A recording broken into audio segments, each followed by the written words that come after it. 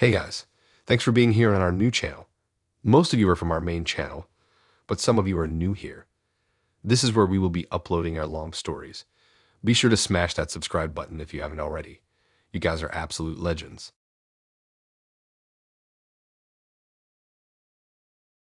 Last month, my life turned into a freaking Lifetime movie, but like way more embarrassing. I'm talking Catfished by a fake Drake level of embarrassing. Yeah, you read that right. Drake. The rapper. God, I still can't believe I fell for it. It all started on a random Tuesday night. I was half asleep scrolling through Tinder, not really expecting much. You know how it is. Same faces, same cheesy pickup lines. But then there he was. Drake. Aubrey Graham. Champagne Pappy himself. At first I laughed it off. I mean, come on. Drake on Tinder. In my city. No way. But curiosity got the better of me, and I started really looking at the profile. The pics were insane, not just your typical Google image search results. These were candid shots, behind-the-scenes looking stuff. The bio was short but spot on. Just a Toronto boy with a thing for bold women and good vibes. Before I knew what I was doing, I swiped right. What's a hard right? It's not like we'd actually match. Except we did. Instantly. My heart nearly jumped out of my chest. I stared at my phone, convinced I was dreaming. But nope, there it was. It's a match, with Drake's face smiling back at me. I didn't hear from him that night, which was probably good because I needed time to process. The next morning, I woke up to a message. Morning, sunshine. Gotta say, your profile caught my eye. What's your story? And just like that, I was hooked. We started chatting, and it was like the most natural thing in the world. He was funny, charming, and seemed genuinely interested in what I had to say. We talked about everything. Music, our families, our dreams. He even sent me snippets of unreleased tracks, asking for my opinion. The next few days were a whirlwind. We texted constantly, and soon we were having these epic late-night phone calls. His voice was exactly like in interviews, smooth, with that soft Canadian accent. I found myself spilling my guts to him, sharing things I hadn't even told my best friends. Speaking of friends, I couldn't keep this to myself anymore. I started telling everyone who would listen. Most of them were skeptical, warning me to be careful. But my bestie Jess, she was all in. She'd come over, and we'd spend hours analyzing his messages, picking out potential date outfits, and daydreaming about what it would be like to actually be with Drake. About a week into our text romance, things took a turn. He called me late one night, something all mysterious. He said he had a few days off between shows and wanted to see me. In person. In Miami. On his private jet. I nearly passed out. This was it. This was really happening. The next few days were a blur of preparation. I maxed out my credit card buying new clothes, got my hair done, even considered getting Botox. Thank God Jess talked me out of that one.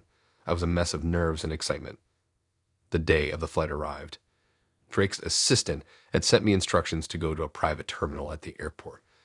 I got there 2 hours early, practically vibrating with anticipation. I kept checking my phone, waiting for more details. 1 hour passed, then 2, then 3. I started to get worried, but I figured, hey, he's Drake. He's probably just running late. Celebs are always fashionably late, right? 4 hours in, and I was really starting to sweat. I tried calling Drake, but it went straight to voicemail. My messages weren't even being delivered anymore. That little pit in my stomach, it was turning into a full-on sinkhole. 5 hours. 6. The sun was setting, and reality was sinking in. I'd been stood up. By Drake. Or by someone pretending to be Drake. I finally gave up and went home, feeling like the world's biggest idiot. I checked Tinder and surprise, Drake's profile was gone. Unmatched. I was blocked on every platform we connected on. It was like he'd never existed. I called Jess, barely holding it together. That's when she dropped the real bomb. Apparently, there'd been news about this new AI scam going around, targeting dating apps. These scammers were using some crazy advanced tech to impersonate celebrities, complete with voice cloning for phone calls. My world crumbled. Every conversation, every late-night call, every personal detail I shared. It was all fake, just some algorithm designed to string me along. I felt violated, humiliated, and so stupid. The next few days were a nightmare. I couldn't eat, couldn't sleep. I kept replaying every interaction in my head, cringing at how easily I fell for it all. I couldn't stop thinking about all the personal stuff I shared, wondering if it was going to end up on some creepy forum somewhere. I deleted all my dating apps and went into full hermit mode. Jess tried to cheer me up, but I was too embarrassed to even face her. I mean, she was right there with me, getting excited about this fake Drake. How could I look her in the eye? It took me a while to work up the courage, but eventually I reported the scam to the police and the dating app. There weren't much help, to be honest. Apparently, these AI scams are hard to trace, and there wasn't much they could do. I started questioning every interaction I had online. Was that really my cousin liking my Instagram posts, or was it some AI bot? Was that actually my old college roommate sending me Facebook messages or another scam? It's been a month now, and I'm still not over it. I can't listen to Drake's music without feeling sick to my stomach. I've sworn off dating apps for good. My friends keep trying to set me up on real dates, but the thought of putting myself out there again makes me want to crawl into a hole. The worst part, I still catch myself missing those conversations sometimes. As fake as it all was for a week there, I really thought I had a connection with someone special. It's messed up, but part of me wishes I could go back to believing it was real just for a little while. I got catfished by a fake Drake AI, and it pretty much ruined my life. I'm still trying to figure out how to move on from here. For now, I'm just taking it one day at a time, trying to rebuild my confidence and learn to trust again. But let me tell you, it's not easy. Every time my phone pings with a notification, I get a little jolt of anxiety. I guess only time will tell if I'll ever be able to use a dating app again without having a panic attack. I'm feeling lonely as hell. That's when I stumble across Gary's profile.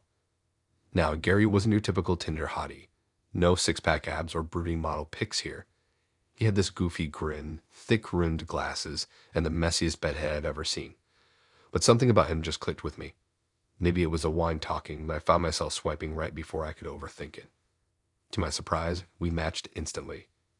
Gary's first message was this corny joke about how he was feline a connection. I rolled my eyes so hard I thought they might stick, but I couldn't help smiling. We started chatting, and before I knew it, the sun was coming up and we'd been talking all night. Over the next few days, Gary I messaged constantly. He'd send me stupid memes that made me snort laugh at work, and we'd have these deep conversations about life and our dreams. I learned he was a software developer who loved hockey and had a cat named Pickle. He seemed genuinely interested in me too, asking about my job as a graphic designer and the art projects I was working on. I started daydreaming about what it'd be like to actually date Gary. We made plans to meet up for coffee that weekend, and I was stupidly excited. I even went shopping for a new outfit, something I hadn't done for a date in ages. But then the night before our date, things took a turn. Gary messaged me sounding totally freaked out. He said he was in some kind of trouble and needed help quick. Apparently, he owed money to this guy he used to work with, and the dude was threatening to come after him if he didn't pay up soon. Gary swore up and down it was all a misunderstanding. He said his old coworker was trying to scam him over some project they worked on together. But he was panicking, saying the guy knew where he lived and he was scared to go home. I felt awful for Gary. He seemed so genuine and terrified. Part of me was suspicious. I mean, we never even met in person. But after talking to him nonstop for days, I felt like I knew him, and the thought of him being in danger made my stomach churn.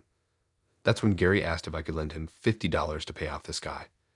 He promised he'd pay me back as soon as he got his next paycheck, swearing he was good for it. He even offered to give me his spare laptop as collateral until he could pay me back. I hesitated. $50 wasn't a huge amount, but still, sending money to someone I'd never met, it screamed bad idea. But Gary sounded so desperate. He kept saying how I was the only person he could turn to, that he'd never ask if it wasn't an emergency. Against my better judgment, I agreed. I figured worst case scenario, I'm out $50. Best case, I helped Gary out of a tight spot, and we have a great story for our first date, right? I sent him the money through Venmo, half expecting him to ghost me right after. But Gary was so grateful. He called me his guardian angel and promised to make it up to me. We talked for another hour after that, planning our date for the next day. He even sent me a selfie of him smiling, saying it was because of me. I went to bed feeling like maybe I had done something good. The next morning, I woke up excited for our coffee date. I spent way too long getting ready, trying on different outfits and redoing my makeup. I headed to the cafe we'd agree on, my stomach full of butterflies. I waited at that coffee shop for 2 hours. Gary never showed. I must have checked my phone 100 times, but there were no messages from him. I tried calling, but it went straight to voicemail. His Tinder profile had vanished too. I felt like such an idiot. Of course it was a scam. How could I have been so foolish? I'd let myself get swept up in the idea of Gary, this perfect guy who seemed to get me. But he was probably just some creep in his mom's basement, laughing at how easy I had been to fool. The next few days were awful. I couldn't stop thinking about Gary and kicking myself for falling for his act. I scoured the internet trying to find any trace of him, but it was like he'd never existed. I even filed a report with Tinder, but they just gave me some generic response about being careful online. I became obsessed with trying to figure out who Gary really was. I reverse image searched his photos, Googled every detail he'd told me about himself, even considered hiring a private investigator at one point. But there was nothing. It was like chasing a ghost. The worst part was I still caught myself hoping there was some explanation. Maybe Gary really was in trouble and had to go into hiding. Maybe he lost his phone and couldn't contact me. I knew it was stupid, but I couldn't help it. I felt such a strong connection with him. It was hard to accept it was all fake. Weeks went by, and I was still hung up on the whole Gary situation. My friends tried to cheer me up, telling me to forget about him and move on. But I couldn't shake the feeling of being used and manipulated. It wasn't even about the money anymore. It was the emotional investment I'd made. I started seeing Gary everywhere. Every guy with glasses and messy hair made me do a double take. I'd have dreams where I ran into him on the street, and he explained everything. Sometimes in the dreams, he was apologetic and we'd reconcile. Other times, I'd confront him and expose him as a fraud. I'd wake up feeling drained and confused. I deleted all my dating apps and turned down sevs from friends. The thought of putting myself out there again just made me feel sick. I threw myself into work and my art, trying to distract myself from the Gary-shaped hole in my life. I still thought about Gary sometimes, but more with a sense of bewilderment than hurt. How had I let myself get so caught up in someone I'd never even met? Eventually, I dipped my toe back into the dating pool. But things were different now. I was more guarded, more skeptical. I insisted on video chats before meeting up and was always on high alert for any red flags. It wasn't the most fun way to date, but it made me feel safer. $50 down the drain and a whole lot of lessons learned. Dating's hard enough without adding scammers to the mix, But hey, at least I got a wild story out of it. Silver linings, right?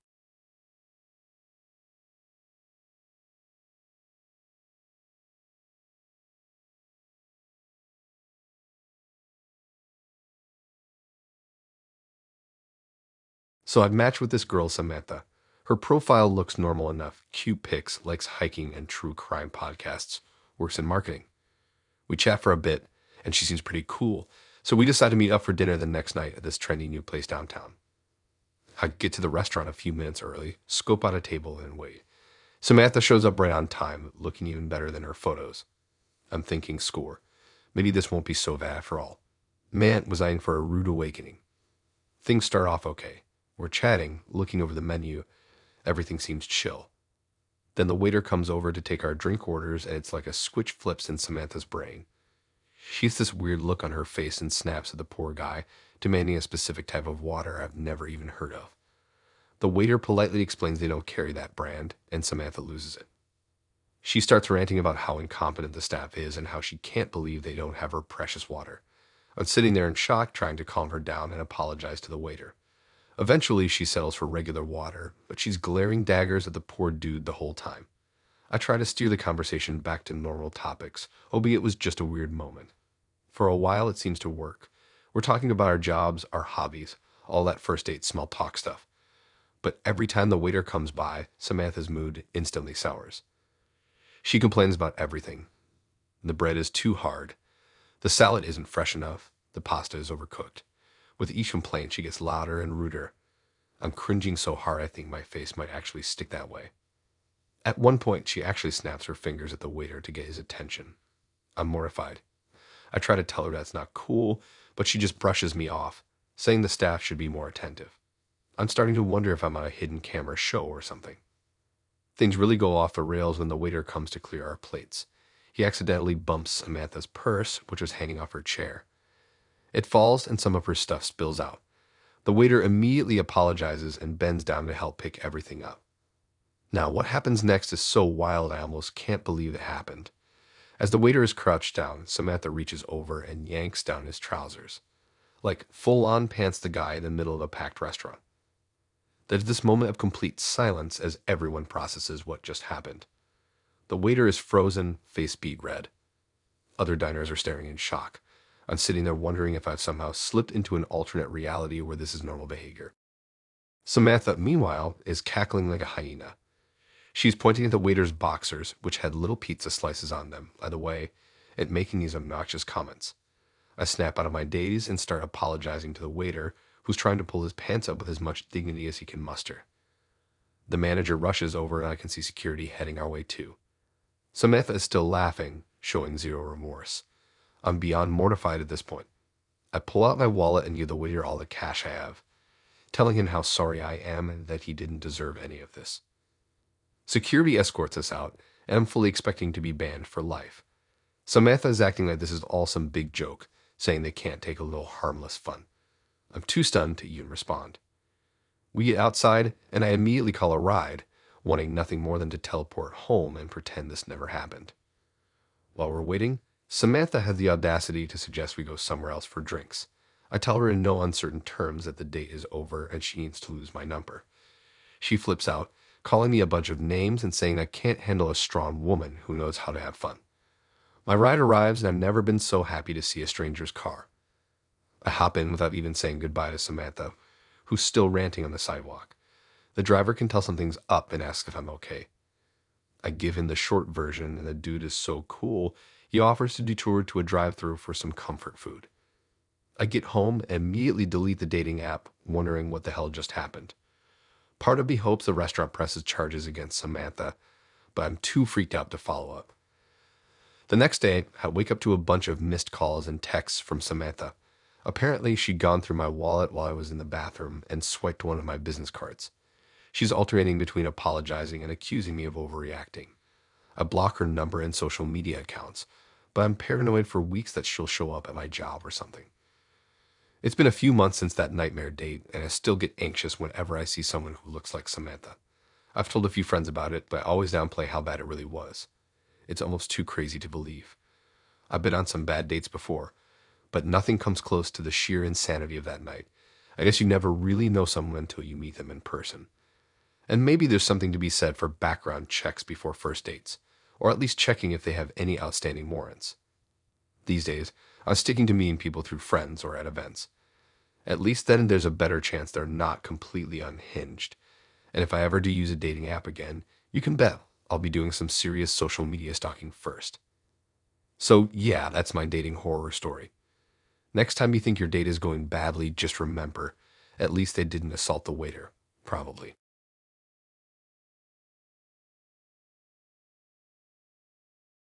So there I was scrolling through a dating app these kids use, like the hopeless romantic I am, when I came across this guy, James. Cute pics, decent bio, nothing too out there. We matched, started chatting, and things seemed pretty normal. He was funny, we had some stuff in common, and after a few days of back and forth, he asked me out to dinner. I figured why not.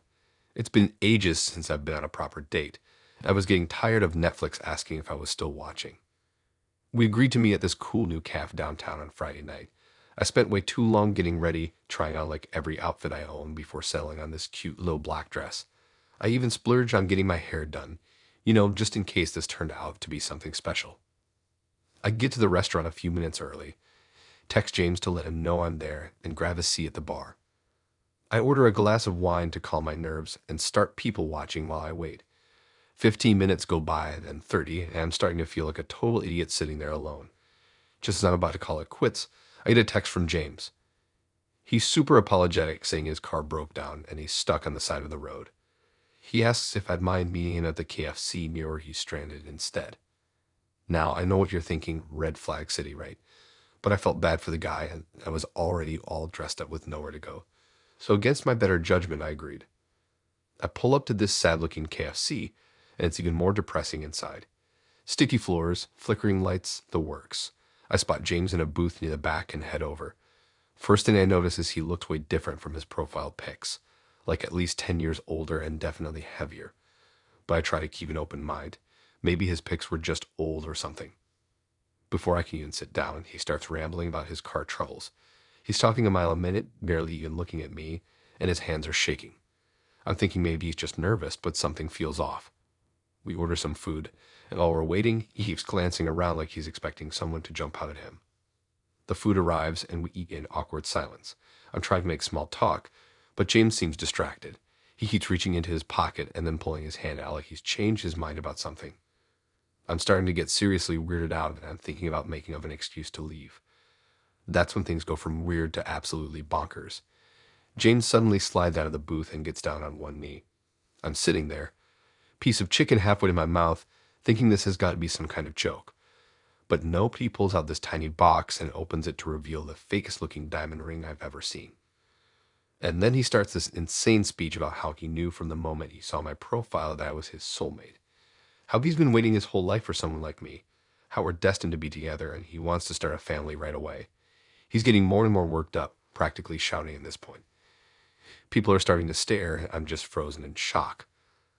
I managed to stammer out something about needing to use the bathroom and bolt for the door. I can hear James calling after me, but I don't look back.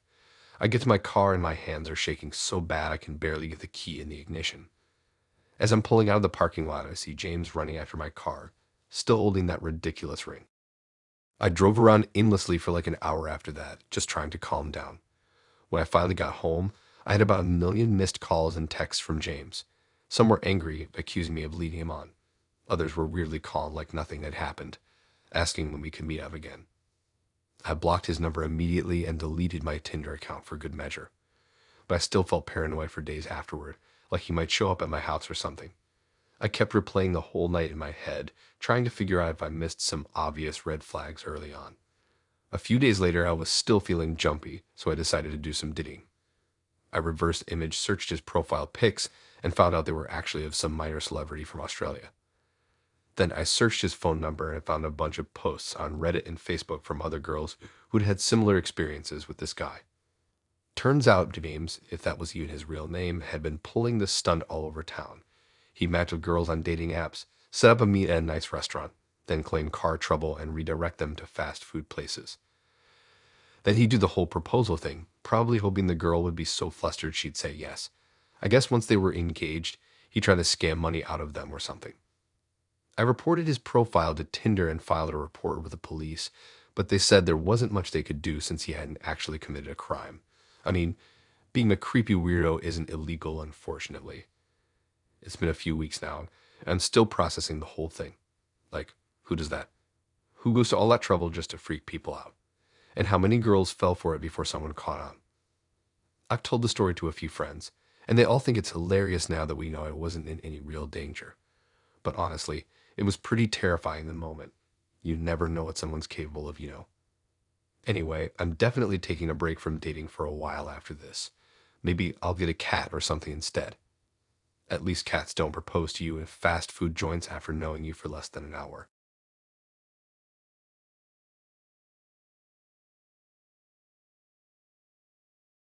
You know how sometimes you think you've hit the jackpot with someone, and then bang. Life throws you a curveball that knocks you right off your feet. Well, grab a snack and get comfy, because I've got a story that'll make you question everything you thought you knew about dating. It all started last summer when I was swiping through Tinder or some app, more out of my mind during yet another lazy Sunday. That's when I came across Pete's profile.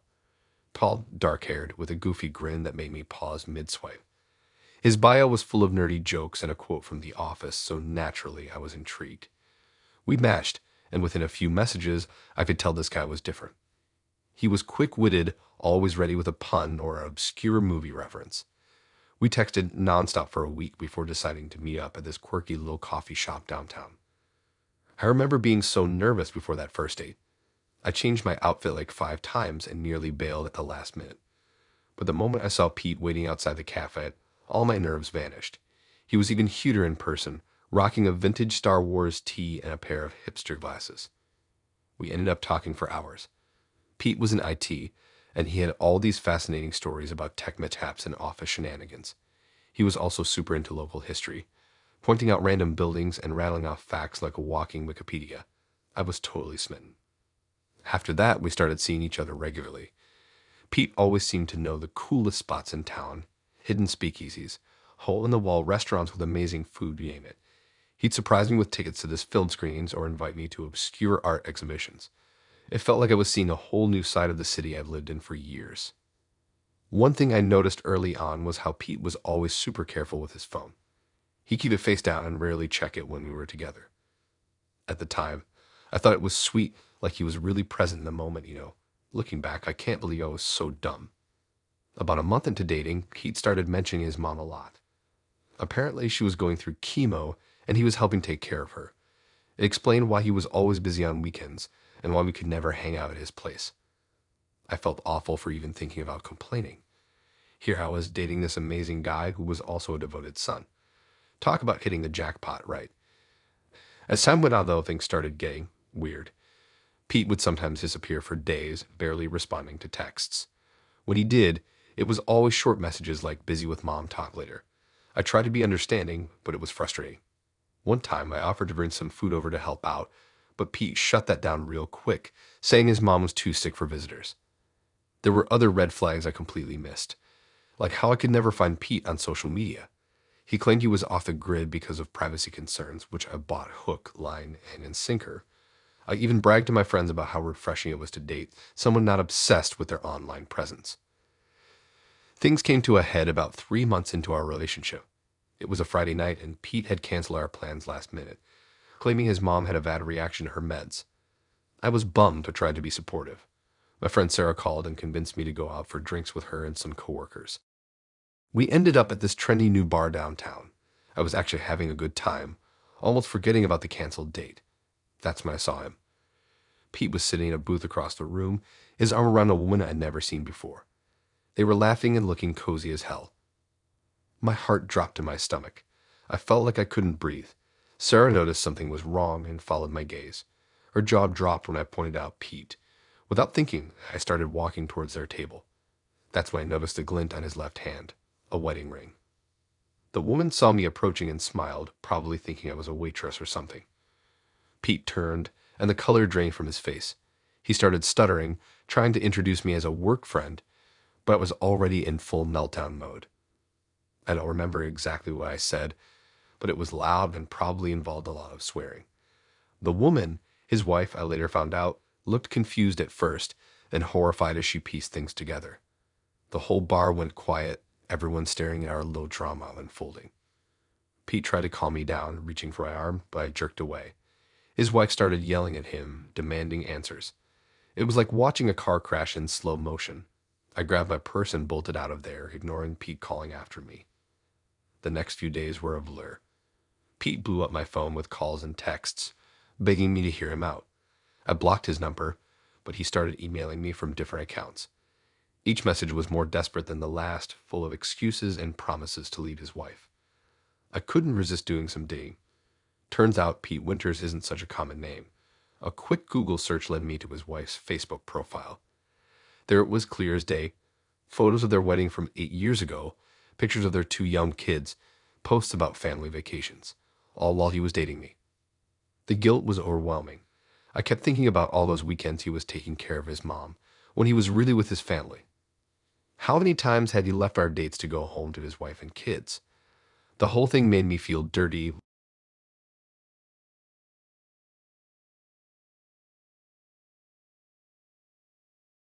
So there I was scrolling through Tinder on a boring Tuesday night, when this absolute stunner popped up on my screen.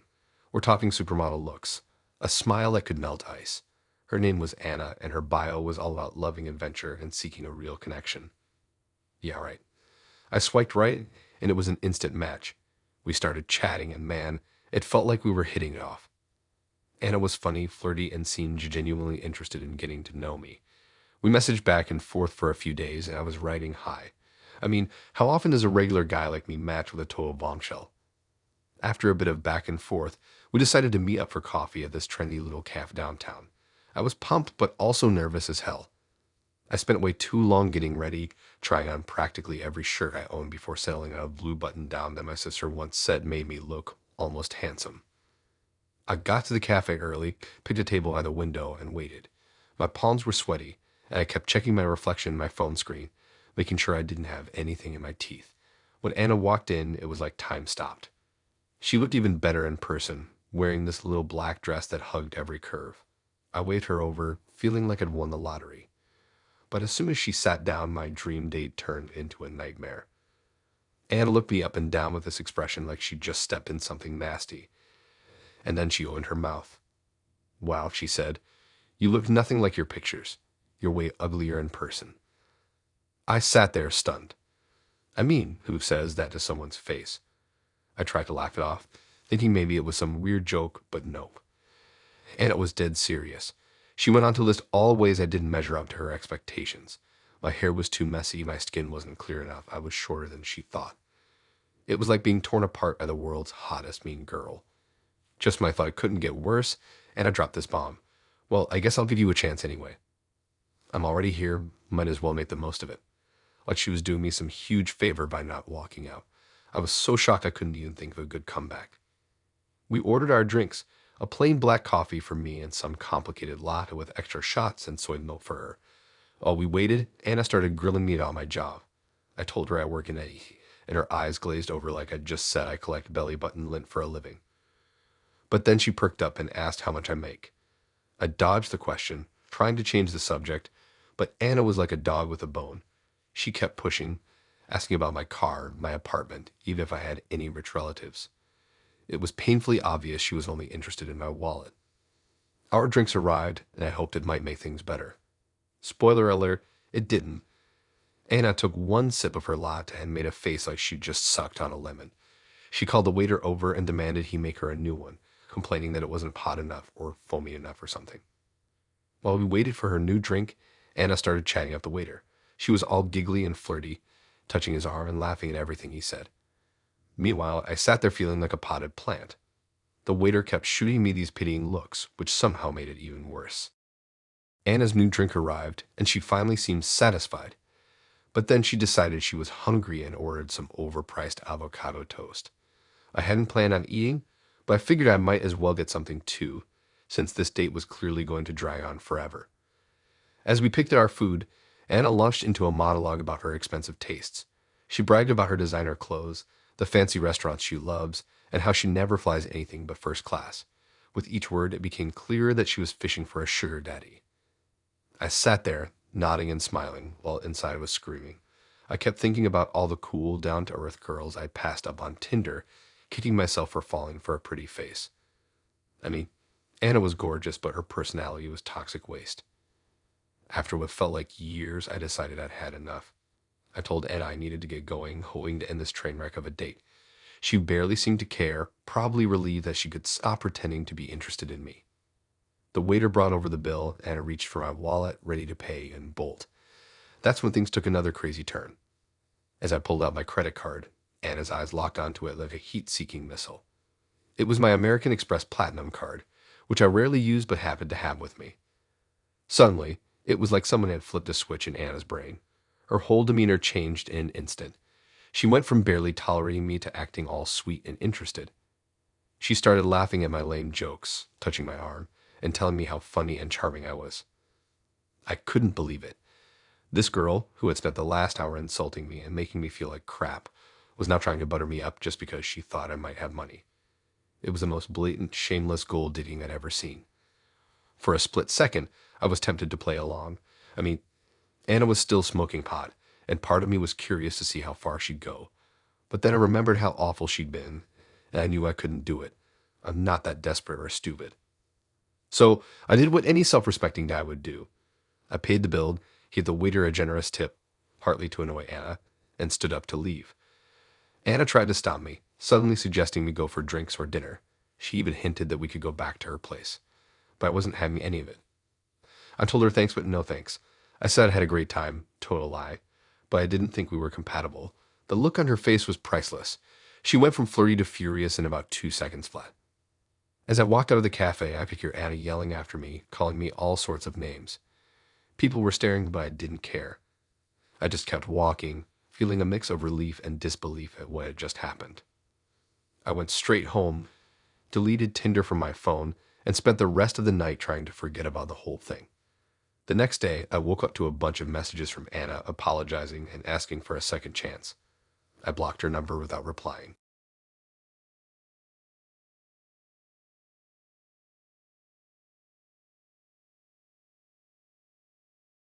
This is the story of how I got catfished so hard. I'm pretty sure my ancestors felt it. Mandy was a solid 10 out of 10. Blonde hair that looked like it belonged in a shampoo commercial, eyes bluer than the Pacific, and a smile that could make a traffic cop tear out his ticket book. Her bio was equally impressive. Witty one-liners about her love for horror flicks and a weird obsession with collecting vintage spoons. I mean, who doesn't love a girl with quirky hobbies, right? We matched, and boom, instant connection. The conversation flowed like that cheap wine I mentioned earlier. We bonded over our mutual hatred for pineapple on pizza and our secret love for cheesy 80s power ballads. Mandy was funny, smart, and seemed genuinely interested in my boring life. We texted nonstop for a week, and I'm not exaggerating when I say I was glued to my phone 24/7. After 7 days of digital bliss, we decided to meet up for coffee. I was so nervous I nearly puked on my shoes while getting ready. I must have changed my outfit about 20 times and doused myself in enough cologne to choke a horse. Looking back, I probably should have spent less time on my appearance and more time on, making sure Mandy was actually real. I got to the coffee shop early, ordered a latte, and waited, and waited, and waited some more. My latte went cold, and my enthusiasm started to wane. Just as I was about to call it quits and slink home in defeat, I got a text from Mandy saying she was running late but on her way. Hope rekindled, I ordered another coffee and tried to calm my jittery nerves. Finally, after what felt like an eternity, someone approached my table. But instead of the blonde bombshell I was expecting, I found myself face to face with a dude who looked like he could be my dad's drinking buddy. Receding hairline, beer gut, the whole 9 yards. For a split second, I thought maybe Mandy had sent her dad to check me out first or something. But nope, this guy opened his mouth and said, "Hi, I'm Mandy." Well, actually, I'm Fred. I swear, in that moment, I could hear the sound of my jaw hitting the floor. This couldn't be happening, right? This had to be some kind of sick joke. But as Fred nervously shuffled his feet and avoided eye contact, the horrifying truth sank in. I've been catfished. Hard. Now any sane person would have bolted right then and there. But me. I was too shocked to move. Plus, a tiny part of me was morbidly curious about how deep this rabbit hole went. So, against every instinct screaming at me to run, I gestured for Fred to sit down. What followed was the most awkward, cringe-worthy conversation of my life. Fred launched into this long-winded explanation about how he was lonely and just wanted to connect with someone. He claimed he never meant for it to go this far, but he got caught up in the fantasy of being someone else. The whole time he's talking, I'm just sitting there, mouth agape, wondering if I'm being punked. As Fred rambled on, I started noticing little things, like how he'd unconsciously mimic some of Mandy's mannerisms that I'd picked up on during our chats. It was surreal and, honestly, a little impressive in a twisted sort of way. This dude had really committed to the bit. But the real kicker came when Fred casually mentioned that this wasn't his first rodeo. Apparently, he had a whole roster of fake profiles he used to catfish people. He talked about it like it was some kind of hobby, like collecting stamps or building model trains. I felt my skin crawl as I realized just how deep this guy's deception went. At this point, my fight or flight response finally kicked in, and I knew I had to get out of there. I mumbled some excuse about having to meet a friend and practically sprinted out of the coffee shop. As soon as I hit the sidewalk, I blocked Mandy's number and deleted my Tinder account faster than you can say. Trust issues. For weeks after that, I was a paranoid mess. Every time I saw a middle-aged dude on the street, I'd do a double take, half expecting it to be Fred. I'd jump every time my phone buzzed, thinking he'd somehow found a way to contact me again. I even started taking different routes to work, just in case he was trying to track me down. The whole ordeal messed with my head in ways I never expected. I started questioning every online interaction I'd ever had. Was that really my high school buddy I've been chatting with on Facebook, or was it some creep pretending to be him? Was my favorite Twitter mutual actually a 40-year-old dude living in his mom's basement? Trust became a foreign concept. The embarrassment was almost worse than the fear. I mean, how do you tell your friends that you got duped by some middle-aged guy pretending to be a hot chick? It's not exactly the story that paints you in the best light. For a while, I kept it to myself, but the secret ate away at me. Eventually, I cracked and spilled the beans to my best friend over a few, okay, maybe more than a few beers. To his credit, He managed to keep a straight face for about 30 seconds before bursting into uncontrollable laughter. Once he calmed down, he was supportive, but I could tell he was filing this away as prime teasing material for years to come. As time passed, the fear and embarrassment faded, but the impact of the experience lingered. It took me months to even consider looking at a dating app again. When I finally did, I approached it with the caution of a bomb disposal expert. I insisted on video chats before meeting anyone in person and did more background checking than the FBI. Looking back now, I can see all the red flags I missed with Mandy. The convenient excuses for why she couldn't video chat, the vague answers about her job and daily life, the profile pics that looked a little too perfect. But when you're caught up in the excitement of a new connection, it's easy to overlook those things.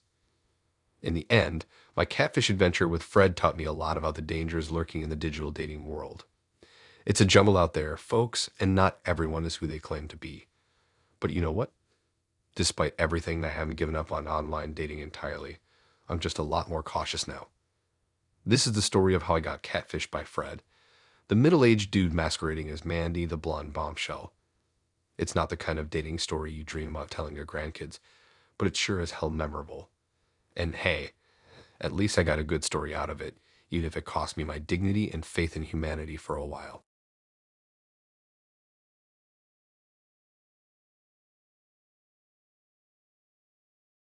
I'm scrolling through my dating app, bored out of my mind, when suddenly this guy's profile catches my eye. His name's Simon, and he's got this killer smile that practically jumps off the screen. Little did I know that smile was about to lead me into one of the craziest nights of my life. So I match with Simon, and we start chatting. He's funny, charming, and seems genuinely interested in getting to know me.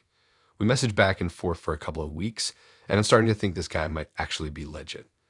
He suggests we meet up for dinner at this new trendy spot downtown, and I'm all for it. The day of our date rolls around, and I'm feeling pretty excited. I spend way too long picking out the perfect outfit and even treat myself to a new purse. It's one of those designer knockoffs that looks way more expensive than it actually is, but hey, fake it till you make it, right? I get to the restaurant, and there's Simon, looking even better in person than in his photos. He's tall, dark-haired, and has this confident vibe that's seriously attractive. We sit down, and the conversation just flows. He's asking me all these questions about my life, my job, my hobbies. I'm totally smitten. Simon tells me he works in finance and travels a lot for his job. He's dropping all these impressive-sounding tidbits about his life, and I'm eating it up. He insists on ordering this fancy bottle of wine for us to share, and I'm thinking, wow, this guy really knows how to treat a date. We're about halfway through our meal when nature calls. I excuse myself to use the restroom, and I remember having this split-second debate in my head about whether to take my purse with me. Usually I always do, but I didn't want to seem paranoid or anything. Plus, Simon had been such a gentleman all night, so I leave it at the table. Big mistake. I'm only gone for maybe 5 minutes tops. But when I come back to our table, Simon's nowhere to be seen. At first, I think maybe he stepped out for a smoke or to take a call. But then I notice my purse is gone too. That's when it hits me like a ton of bricks. I've been played. I start freaking out, looking around the restaurant like a crazy person. One of the waiters comes over and asks if everything's okay. When I explain what happened, he gets the manager involved. They pull up the security footage, and there it is in black and white. Simon grabbing my purse and bolting out the door less than 30 seconds after I left the table. I'm in total shock. Not only has this guy just stolen from me, but now I'm stuck with a massive dinner bill that I can't even pay. The manager's pretty understanding about the whole thing and lets me call a friend to bring me some cash. I'm a complete mess, crying, shaking, feeling like the biggest idiot on the planet. But wait, it gets worse. When I finally get home and start calling to cancel my credit cards, I realize Simon's already gone on a shopping spree. This dude managed to rack up over $5,000 in charges in less than 2 hours. He bought electronics, gift cards, you name it. It's like he had this whole thing planned out to maximize the damage in the shortest amount of time. The next few days are a total nightmare. I have to file a police report, which is humiliating enough on its own. Then there's the endless phone calls to dispute charges with the bank, replace my ID, and get new house keys made. I'm paranoid that Simon might try to break into my place since he had my address from my ID. Of course, Simon's completely vanished into thin air. His dating profile is gone, the phone number he gave me is disconnected, and the cops say there's not much they can do without more info to go on. It's like he never even existed. I keep replaying the whole evening in my head, trying to figure out if there were any red flags I missed. Was he too smooth? Too interested? Should I have been suspicious when he insisted on paying for everything? I beat myself up about it for weeks. The whole experience really messes with my head. I'm jumpy and paranoid for months afterward. I take a long break from dating because I can't bring myself to trust anyone new. When I finally do try again, I'm like a totally different person. I insist on video chatting before meeting anyone in person. I do deep Google searches on every potential date. I even start carrying one of those personal alarm things in my purse. Looking back now, I can see how Simon had this whole thing planned from the get-go. The expensive wine, insisting on paying for everything. It was all calculated to make me let my guard down. It worked like a charm. The financial hit was bad enough, but the emotional damage was way worse. It's not just about the money or the stuff he stole. It's the feeling of being violated, of having your trust completely shattered. I mean, who does that to another person? Who puts in all that effort just to rip someone off? Even now, years later, I still get a knot in my stomach when I think about that night. I'm mostly over it, but there's still this little voice in the back of my head that pipes up whenever I meet someone new. It's like this constant reminder to keep my walls up, to always be on guard. I've had some good dating experiences since then, but none of them have been quite the same. There's always this tiny part of me that's waiting for the other shoe to drop. Like, is this person really who they say they are, or am I being set up again? Sometimes I wonder what Simon's doing now. Is he still out there pulling the same scam on other unsuspecting women? Did he ever face any consequences for what he did? Part of me hopes he got caught and is rotting in jail somewhere, but another part of me knows that's probably wishful thinking. I guess the whole thing just goes to show that you never really know who you're dealing with, especially in the world of online dating. People can present whatever version of themselves they want, and you have no way of knowing what's real and what's not until it's too late.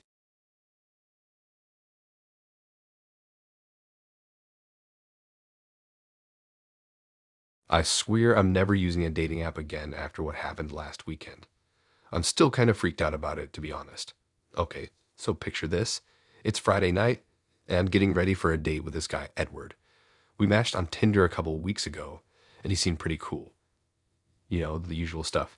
Cute pics, good job, into the same music as me. Nothing weird. So I get to this trendy new bar downtown, feeling all excited and nervous. I'm wearing my favorite outfit, the one that always makes me feel confident. I grab a seat at the bar and order a drink while I wait. Then Edward walks in, and I'm like, damn, he looks even better than his photos. Tall, great smile, dressed really well. We start chatting, and it's going great. He's funny, asks me lots of questions about myself, and we're both laughing a lot. After a couple of hours, we're both getting hungry. Edward suggests this 24-hour diner nearby, and I'm totally down for some late-night comfort food. We walk there, and he holds my hand. It feels nice. At the diner, we share some greasy fries and milkshakes. We're still deep in conversation, and I'm definitely feeling a spark. It's after midnight when we finish eating. Edward offers to drive me home, but I tell him I'll just grab an Uber. I always do this on first dates. It's just safer not to let a guy know where I live right away. But as soon as I say this, it's like a switch flips in Edward. His whole mood changes instantly. He starts insisting that he drive me home. I politely decline again, but he's not having it. He gets more and more worked up, demanding to know why I don't trust him. His voice is getting louder, and people are starting to stare. I'm feeling super uncomfortable, but I'm also scared to just get up and leave. What if he follows me? I try to calm him down, explaining it's just my policy for first dates. But he's full on ranting now, saying stuff like, women always do this to me. You lead me on and then reject me. His eyes are wild, and he's clenching his fists on the table. I've never seen someone's mood change so fast, and it's terrifying. I manage to catch our waitress's eye and quietly ask her to call me a cab. But Edward sees this and completely loses it. He starts screaming at me, calling me all kinds of awful names. He knocks over his milkshake, and it goes everywhere. I'm shaking and trying not to cry. The other customers are all staring, and I feel so humiliated on top of being scared. Thank God the manager comes over and tells Edward he needs to leave. Edward storms out, still yelling. I'm worried you might wait outside for me, so the staff let me stay until my cab arrives. They even walk me out to make sure I get in safely. I'm so shaken up I can barely give the driver my address. As soon as I get home, I block Edward's number and unmatch him on Tinder, but I still feel so on edge. What if he tries to find me somehow? I barely sleep that night, jumping at every little noise outside my apartment. In the morning, I see I have a bunch of missed calls and angry texts from Edward that came through before I blocked him. Somehow he found my Instagram too and was sending me DMs. I have to block him there as well. The next few days are awful. I'm paranoid and scared to leave my apartment. I keep replaying the night in my head, wondering if I missed some warning signs. How could he seem so normal and then snap like that? It makes me question my judgment and wonder how well you can really know someone from just chatting online. On Tuesday, my best friend Jess comes over after work. She can tell something's wrong, so I end up telling her everything. She's horrified and insists I file a police report. I'm hesitant at first. I feel kind of embarrassed about the whole thing and don't want to make a big deal of it. But Jess convinces me it's better to be safe than sorry. So on Wednesday, I go to the police station. I'm super nervous, but the officer I talk to is really understanding. She takes down all the details and says they'll keep the report on file in case anything else happens. She also gives me some advice about staying safe while online dating. For the next week or so, I'm still feeling pretty jumpy. I work from home as much as I can and only go out when I have to. When I do go out, I'm constantly looking over my shoulder, worried I'll see Edward. I start having trouble sleeping and keep having nightmares about that night at the diner. Jess convinces me to talk to a therapist, so I set up an appointment for the following week. In the meantime, I throw myself into work and try to keep busy. I binge watch a bunch of shows on Netflix and start learning how to bake bread. Anything to keep my mind occupied. The therapy appointment is actually really helpful. We talk about the incident and how it's affecting me. The therapist gives me some techniques for managing anxiety and helps me process what happened. I start to feel a little bit better, but I'm still not ready to even think about dating again. A couple weeks after the incident, I'm at the grocery store when I think I see Edward. My heart starts racing, and I abandon my cart in the middle of the aisle and practically run out of the store. It turns out it wasn't even him, just some guy who looked similar, but it shows me how much this whole thing has messed with my head. It's been about a month now since that night. I haven't heard anything else from Edward, which is a relief. I'm starting to feel a little more like myself, but I'm definitely more cautious now. I've deleted all my dating apps and told my friends I'm taking a break from dating for a while. I'm still working through everything with my therapist. She's helping me understand that what happened wasn't my fault and that it's okay to take time to heal. I'm also thinking about taking a self-defense class just to feel more empowered. So yeah, that's my crazy dating horror story. It's not something I ever want to go through again, that's for sure. I'm just taking it one day at a time now, focusing on work and spending time with friends and family. Maybe someday I'll feel ready to try dating again, but for now I'm okay being single. At least I know I can trust my dogs not to turn into psychos over an Uber ride, right?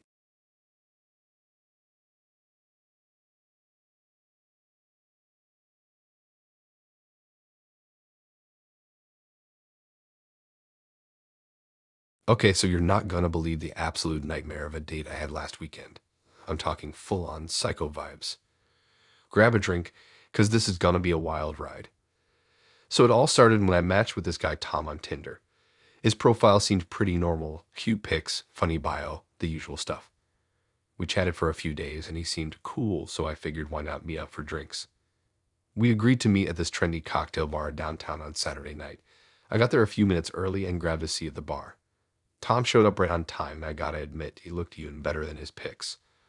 Tall, dark hair, nice smile. Totally my type. We ordered some fancy mixed drinks and started chatting. At first, it was just your typical first date small talk. Where'd you grow up? What do you do for work? That kind of thing.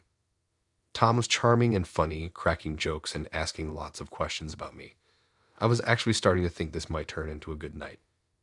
But then, about 30 minutes in, things started to get weird. Tom kept bringing up his friends and how impressed they'd be that he was on a date with me. At first, it was just casual comments here and there, like, "Oh man, my buddy Jake is gonna be so jealous when I tell him about this." I laughed it off, thinking he was just nervous and trying to impress me. But as the night went on, he just wouldn't let it go. Every topic somehow came back to his friends. How they never believed he could get a date with someone as hot as me. How they were all waiting to hear how it went. How he couldn't wait to rub it in their faces. It was getting really uncomfortable. I tried changing the subject, asking about his hobbies or work or literally anything else. but he always steered it back to his friends somehow. At one point, he even pulled out his phone and was like, "Mind if I snap a quick pic to send the guys?" I awkwardly declined, and he seemed weirdly disappointed. By this point, I was getting major creep vibes and wanted to bail, but I didn't want to be rude, so I figured I'd finish my drink and then make an excuse to leave. Big mistake. As soon as I took my last sip, Tom perked up and was like, "Great, you're done. Let's head back to my place now." I was totally caught off guard and stammered something about having an early day tomorrow, but he was super insistent, saying it would only take a few minutes. He just wanted to pop by and say hi to his roommates. I firmly declined again, but he kept pushing. He started guilt-tripping me, saying how embarrassed he'd be if he came home alone, how his friends would make fun of him. I stood my ground and said I really needed to get going. That's when things got really scary. Tom's whole demeanor changed.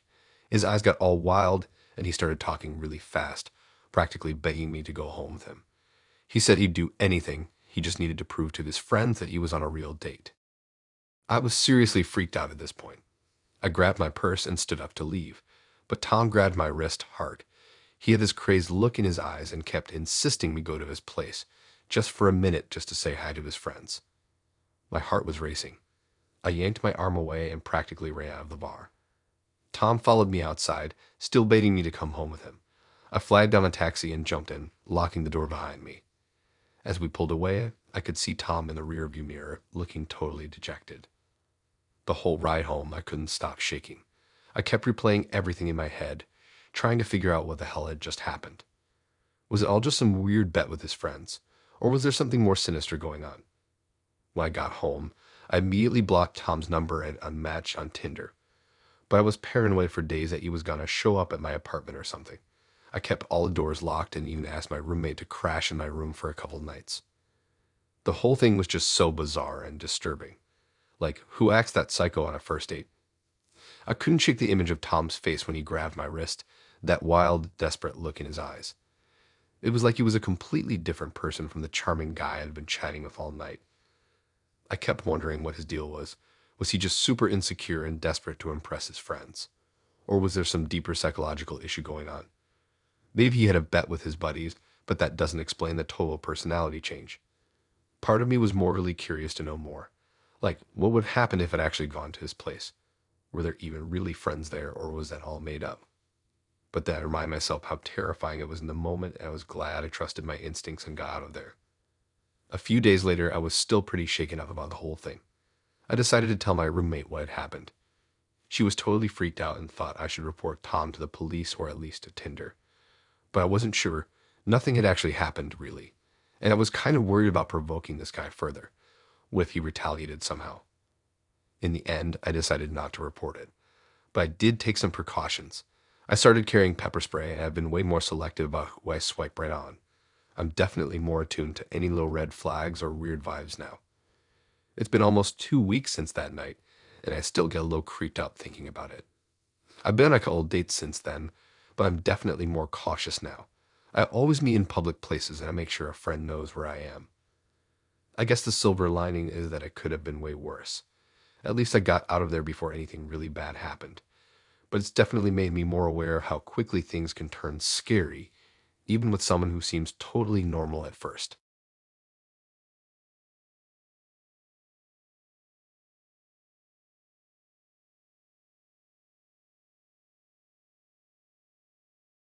I'm sprawled on my couch in my ratty old sweats, surrounded by empty pizza boxes and beer cans. Real classy, I know. I'm mindlessly swiping through Tinder, not expecting much. I mean, let's be real, my dating life's been about as exciting as watching paint dry lately. Then this profile pops up that makes me sit up so fast I nearly drop my phone. Her name's Janet, and holy crap, she's gorgeous. We're talking supermodel level here. Long blonde hair and a body that looks like it belongs on a fitness magazine cover. But it's not just her looks. Her bio is hilarious and smart. She's into all the same nerdy stuff I am, quotes my favorite movies, and even likes the same obscure bands. It's like someone took my dream girl and made her a real person. I swipe right faster than you can say, too good to be true. And get this, we match instantly. Before I can even think of a clever opening line, she messages me first. We start chatting, it's like we've known each other forever. We're cracking jokes, sharing stories, and the conversation just flows. Hours fly by and suddenly it's 3 a.m. and I'm still glued to my phone, grinning like an idiot. Over the next few weeks, Janet and I are texting nonstop. Every morning I wake up to a sweet message from her. Throughout the day, she sends me funny memes or asks how my day's going. At night, we have these deep conversations about life, the universe, and everything. It's like she always knows exactly what to say to make me laugh or to comfort me when I'm stressed. I start telling my friends about her, showing off her pictures. They're all impressed and keep asking when we're gonna meet up. That's when I realize something weird. Janet always has an excuse for why we can't video chat or meet in person. Her camera's broken, she's swamped with work, her car's in the shop. There's always something. At first, I don't think much of it. I mean, life happens, right? And our connection feels so strong that I figure it's just a matter of time before we meet. But as the weeks turn into a month, I start to get a little suspicious. I try to push for a meetup, but Janet always finds a way to change the subject. Finally, after about 6 weeks of this back and forth, Janet agrees to meet for drinks. I'm over the moon excited. I spend way too long getting ready, trying on like 5 different outfits. I get to the bar early, grab a table, and wait. My palms are sweaty, my heart's racing. Every time the door opens, I look up expectantly. And this woman walks in and looks right at me. For a second, I'm confused. She's wearing the outfit Janet said she'd be in, but this can't be Janet. This woman is huge, like easily 400 pounds. She's got greasy, unkempt hair, and her skin is all broken out. Nothing like the pictures I've been drooling over for weeks. As she waddles over to my table, reality starts to sink in. This is Janet. I've been catfished. Big time. Hey, I'm Janet. She wheezes as she squeezes into the chair across from me. It creaks ominously under her weight. Up close, she smells like a mix of sweat and dollar store perfume. It's all I can do not to gag. I'm in shock, barely processing what's happening as Janet starts chatting away like everything's normal. She's going on about how great it is to finally meet, asking if I want to split an appetizer. Meanwhile, I'm having an internal meltdown. How could I have been so stupid? All those perfect conversations, the instant connection, it was all fake. I try to cue it together to be polite, but I'm freaking out inside. Janet keeps leaning in close, her flabby arms jiggling as she gesticulates. At one point, she reaches across the table and puts her hand on mine. Her palm is all clammy, and I have to fight the urge to yank my hand away. After what feels like an eternity, but was probably only about 20 minutes, I can't take it anymore. I make up some lame excuse about feeling sick and needing to leave. Janet looks disappointed, but says she understands. As I'm getting up to go, she asks if we can meet up again soon. I mumble something non-committal and practically run out of the bar. Once I'm outside, I feel like I can breathe again. I'm shaking and nauseous. I delete Tinder right then and there, squaring off online dating forever. I figure that's the end of it. Boy, was I wrong. Over the next few weeks, Janet blows up my phone.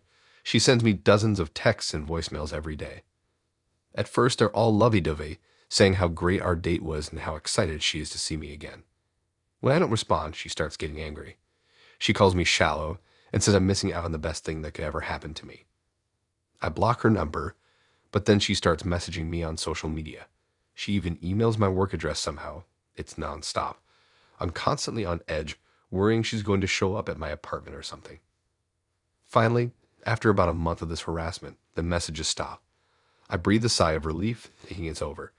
But then one night, I'm leaving work late and I see this figure lurking in the shadows of the parking lot.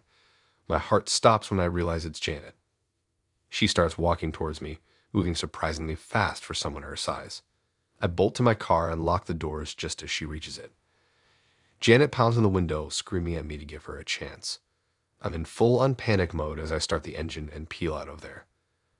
In my rearview mirror, I see Janet try to chase after me for a bit before giving up. It's the last time I ever see her in person, thank God.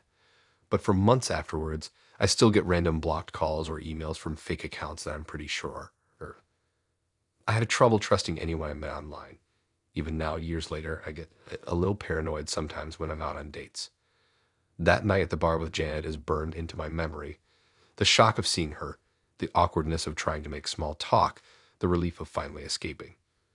Sometimes I wonder what would have happened if I'd stayed and given Janet a chance. But then I remember the crazy stalker behavior afterwards, and I know I dodged a bullet. These days, I'm a lot more cautious about online dating. I always insist on video chatting before meeting up. I try to keep my expectations realistic. No one's as perfect as they seem on the internet.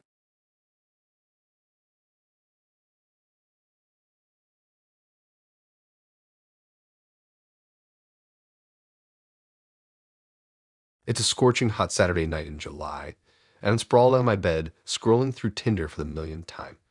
I'm bored out of my mind, swiping left on an endless parade of shirtless gym selfies and fish pics. Just as I'm about to call it quits, I come across this guy, Edward. His profile actually catches my eye. No cheesy pickup lines or flexing shots, just some cool travel photos and a witty bio about his love for obscure movies. I'm intrigued, so I swipe right. Instant match. We start chatting, and I'm pleasantly surprised. Edward seems funny, smart, and into a lot of the same stuff as me. We hit it off, messaging back and forth for a few days. He suggests meeting up to catch a movie, and I figure why not. I've been in a bit of a dating rut lately, and this could be fun. Little did I know I was about to stumble into the weirdest, creepiest night of my life. So the day of our date arrives, and I'm actually kind of excited. I spent way too long picking out an outfit and doing my makeup. Edward and I had agreed to meet at this old movie theater across town. I'd never been there before, but he insisted it had character and showed cool films. I was down for something different, so I didn't think much of it. I pull up to the theater around 8 p.m., and right away something feels off. The place is in this rundown strip mall that looks like it hasn't been updated since the 80s. Half the stores are boarded up, and there's barely any cars in the massive, pothole-filled parking lot. The theater itself is this sad-looking building with faded posters and flickering neon signs. But hey, I figure maybe it's got a cool retro vibe inside or something. I'm standing awkwardly by the entrance, checking my phone every 30 seconds when I spot a guy walking towards me who I assume is Edward. And that's when things start to get weird. As he gets closer, I realize he looks way different from his profile pics, like way older and rougher. His clothes are all wrinkled and stained. His hair is greasy and unkempt. But the worst part, the smell. Oh my God, the smell. It hits me like a truck as soon as he's within a few feet. His absolutely foul combination of body odor, cigarettes, and something else I can't even identify. It's so bad my eyes start watering. I'm already regretting all my life choices at this point, but I don't want to be rude. So I suffer through an awkward hello and a hug that makes me want to gag. Up close, Edward looks even worse. His eyes are bloodshot and kind of wild looking, darting around nervously. He's fidgety and sweating profusely, even though it's cooled off now that the sun's gone down. We head inside, and if anything, the theater is even creepier than the outside. The lobby is dimly lit and smells musty, with ancient popcorn machines and faded movie posters on the walls. There's only one bored-looking teenager working the ticket counter. Edward buys our tickets for some obscure foreign film I've never heard of. The theater itself is practically empty except for a couple of people who honestly look like they might be homeless. It's way bigger than it needs to be for the handful of people there, with rows and rows of seats disappearing into the shadows. Edward insists we sit in the very back row, even though we could have had our pick of seats. I'm getting major serial killer vibes, but tell myself I'm just being paranoid. The movie starts and I'm trying my best to focus on the subtitles and not gag from the stench coming off Edward. But I can't help noticing how he keeps fidgeting and glancing around nervously. He's drumming his fingers on the armrest and his leg is bouncing up and down. I'm getting more and more creeped out, wondering what his deal is. After about 20 minutes, Edward suddenly stands up and mumbles something about needing to use the restroom. I'm actually relieved to get a break from the smell, but also worried about being left alone in the sketchy theater. A few minutes go by, then 5, then 10. Edward still hasn't come back, and I'm starting to panic a little. I'm debating whether to go look for him or just bail when I hear this weird scratching noise behind me. I freeze, my heart racing. The scratching gets louder, and I slowly turn around to see what it is. And there's Edward, crouched down behind our seats, just staring at me with this super intense look on his face. I nearly screamed, but somehow managed to keep it together. I asked him what the hell he was doing, and he mumbled some excuse about dropping his phone. But it was obvious he'd been creeping there watching me for who knows how long. At that point, I'd had enough and told him I was leaving. He got all weird and clingy, begging me to stay and finish the movie. When I stood up to go, he grabbed my arm way too hard. I yanked away and practically ran out of there, my skin crawling. As I'm speed walking through the lobby, I hear Edward calling after me, his voice echoing in the nearly empty theater. I burst out into the parking lot, fumbling with my keys as I race towards my car. I glance back and see Edward following me, moving way faster than I expected. I manage to get in my car and lock the doors just as he reaches it. He starts pounding on the window, yelling for me to let him explain. I've never been so terrified in my life. I start the car and peel out of there as fast as I can, watching him in my rearview mirror. He actually tries to chase after my car for a bit before giving up. I drive straight home, constantly checking to make sure he isn't following me somehow. When I finally pull into my driveway, I sit there for a minute just trying to calm down and process what the hell just happened. I go inside and immediately block Edward on everything. Tinder, social media, my phone. I delete my Tinder account entirely, feeling stupid and silly for not being more careful. I'm so shaken up I can barely sleep that night, jumping at every little noise and triple checking that all the doors and windows are locked. For weeks afterwards, I'm paranoid about running into Edward somewhere. I start varying my routes to work and looking over my shoulder constantly when I'm out. I have nightmares about being chased through that creepy theater. It takes a long time before I start to feel normal again. The craziest part, a couple months later, I'm scrolling through local news and see an article about a guy arrested for stalking and assaulting women he met online. And yep, you guessed it, it was Edward. Apparently I wasn't the only one he pulled this creepy theater stunt with. They found all kinds of disturbing stuff when they searched his place too. It still freaks me out to think how close I came to being another victim. I haven't been able to go to a movie theater since without having flashbacks, and I'm definitely done with dating apps for good. These days I stick to meeting people through friends or in public places where I feel safe. No more sketchy movie dates with smelly creepers for me.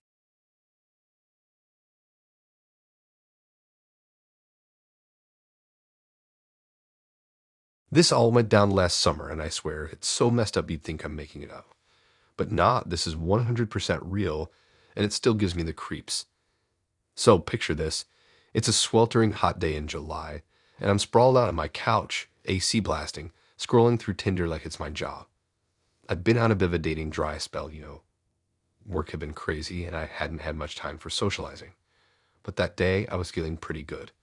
Maybe it was the heat, or maybe I was just bored out of my mind, but I decided to give Tinder another shot.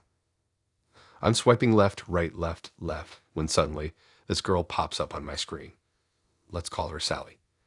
Now, Sally's profile pics were something else. She had this wild red hair, piercing green eyes, and a smile that could light up a room. Her bio was short but intriguing. Life's too short for bad food and boring dates. Swipe right if you can keep up. I'm not gonna lie, I was hooked. I swiped right faster than you can say. Bad decision. And what do you know? It's a match. We start chatting, and it's like we've known each other for years. Sally's funny, she's smart, and she seems genuinely interested in what I have to say. We're talking about everything from our favorite Netflix shows to our dream vacations. After a few days of nonstop messaging, Sally suggests we meet up. She mentions this new burger joint downtown that she's been dying to try. Now, I'm not usually one for first dates at restaurants. Coffee's more my speed. But Sally seems so excited about it that I find myself agreeing. The day of the date rolls around, and I'm a bundle of nerves. I spend way too long picking out my outfit and even consider canceling a couple of times. But I push through, give myself a pep talk in the mirror, and head out. I get to the restaurant a few minutes early and grab us a table. The place is pretty cool, all industrial chic decor with these huge windows looking out onto the street. I'm sitting there trying to look casual while secretly watching the door like a hawk. And then Sally walks in. Let me tell you, her pictures did not do her justice. She's gorgeous with this aura of confidence that immediately catches everyone's attention. She spots me and walks over with this huge grin on her face. I stand up to greet her and do that awkward half-hug thing that always happens on first dates. We sit down, and at first, everything's going great. The conversation flows easily just like it did when we were messaging. We're laughing, sharing stories about our crazy families, swapping terrible date experiences. I'm thinking to myself, man, I might actually have lucked out here. The waiter comes over and we order our food. Sally goes for this massive, over-the-top burger with all the toppings, while I play it safe with a regular cheeseburger. As we're waiting for our food, Sally's telling me about her job as a graphic designer, and I'm hanging on every word. Our burgers arrive, and this is where things start to get interesting.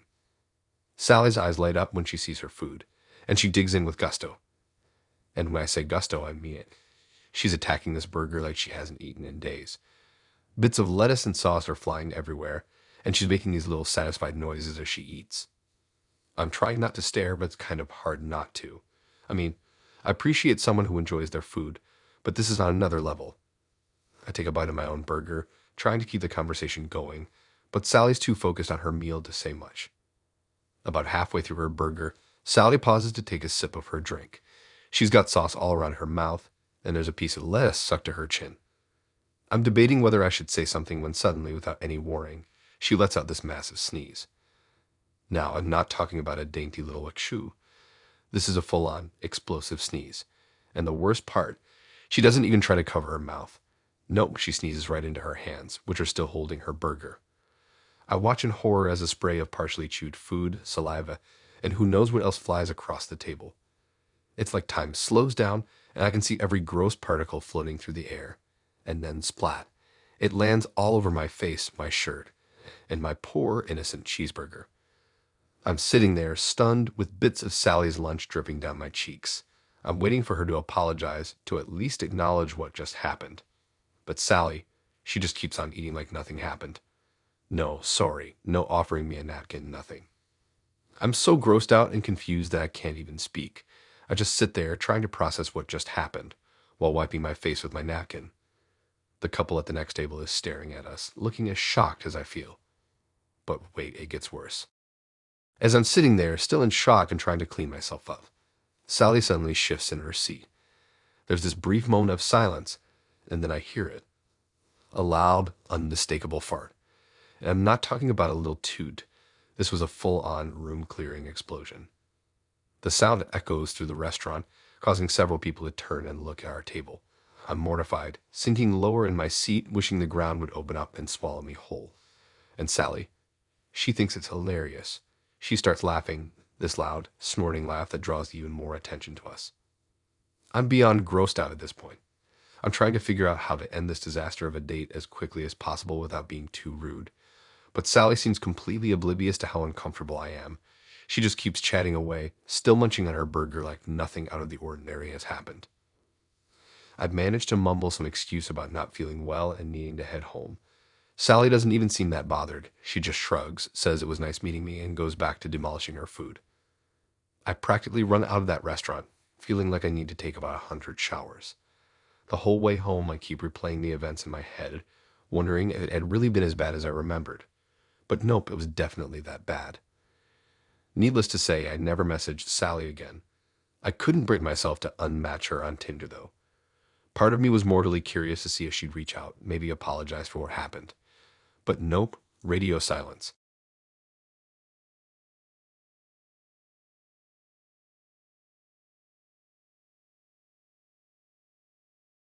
I'm curled up on my couch, scrolling through Tinder like the basic millennial I am.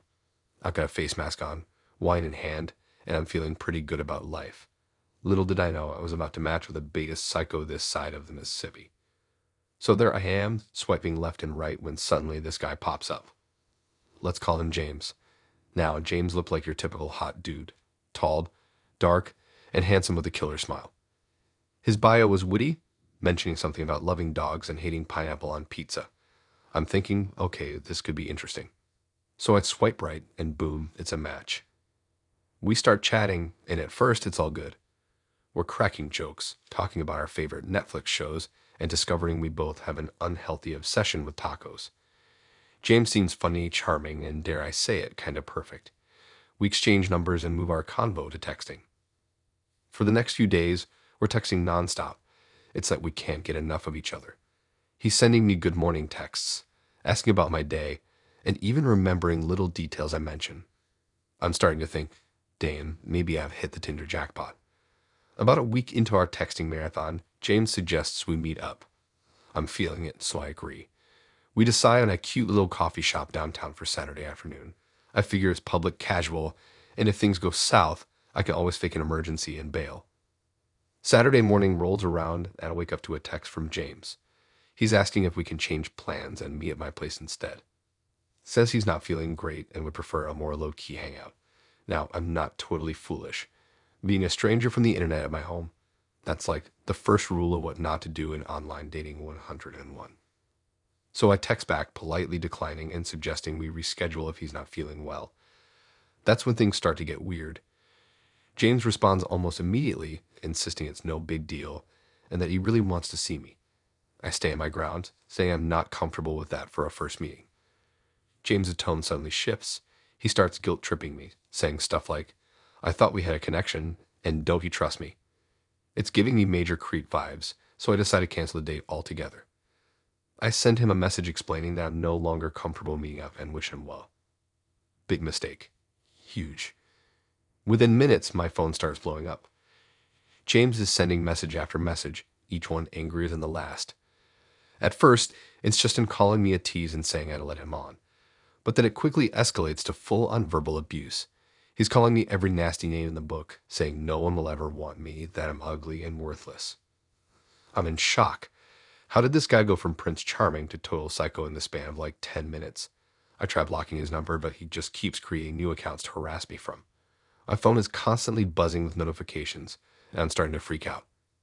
At one point, I've had over 30 unread messages, all from James. It's a mix of angry rants, insults, and weirdly apologies followed by more abuse. I'm seriously rattled at this point. I mean, this dude knows my number. What if he somehow finds out where I live? The constant barrage of messages is driving me insane, so I decide to turn off my phone for a while. I figure maybe if I ignore him, he'll get bored and stop. Yeah, no such luck. When I turn my phone back on a few hours later, I've got a bunch of missed calls, all from James.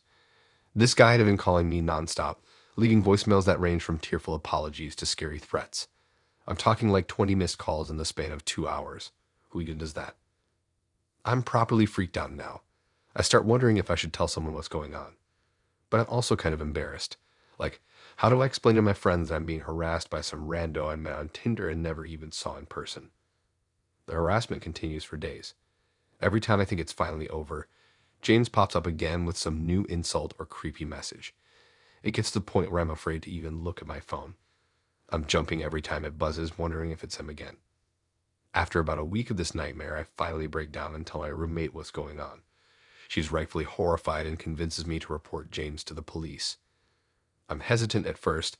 I mean, is this even something the cops would care about? But my roommate insists, so I agree. We head to the police station, and I'm a nervous wreck. But the officer we talk to is surprisingly understanding. She takes my statement, looks through the messages, and explains that this kind of online harassment is actually pretty common. They take down all of James' info and file a report. The cop suggests I file for a restraining order just to be safe. It's a whole process, but I go through with it. Anything to make this stop, you know. Amazingly, the harassment actually does stop after I file the police report. It's like James finally got the message that I'm serious about not wanting any contact. The relief I feel is indescribable. I can finally look at my phone without having a panic attack. It's been a few months since the whole James fiasco, and I'm slowly getting back to normal. I've deleted Tinder, obviously, and I'm taking a break from dating apps in general. The whole experience has definitely made me more cautious about online interactions. Looking back, I can see the red flags I missed with James. The love bombing, the pushing of boundaries, the quick shift to anger when he didn't get his way. I guess when you're caught up in the excitement of a new match, it's easy to overlook that stuff. I still get a little anxious sometimes when I get a text from an unknown number, but I'm trying not to let one bad experience ruin things for me completely. I mean, not everyone on dating apps is a total psycho, right?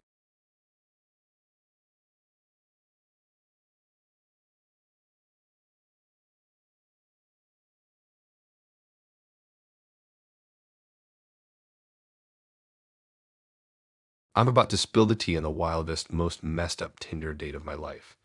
No joke. This had me questioning reality for weeks. So picture this. It's a Friday night. I'm sprawled on my couch in my ratty old sweats, scrolling through Netflix for the millionth time. My phone buzzes and it's my bestie Jen, asking if I want to hit the town. I'm all set to say no, but then she drops the bomb. She's met this cute guy, and he's bringing a friend. Before I know it, I'm frantically digging through my closet for something halfway decent to wear. Fast forward to the bar, and Jen's guy is a total dud. His friend. Nowhere to be seen. After an hour of awkward small talk and way too many tequila shots, I'm ready to call it quits. That's when Jen, bless her heart, suggests we try Tinder. Lev a little, she says, shoving her phone in my face.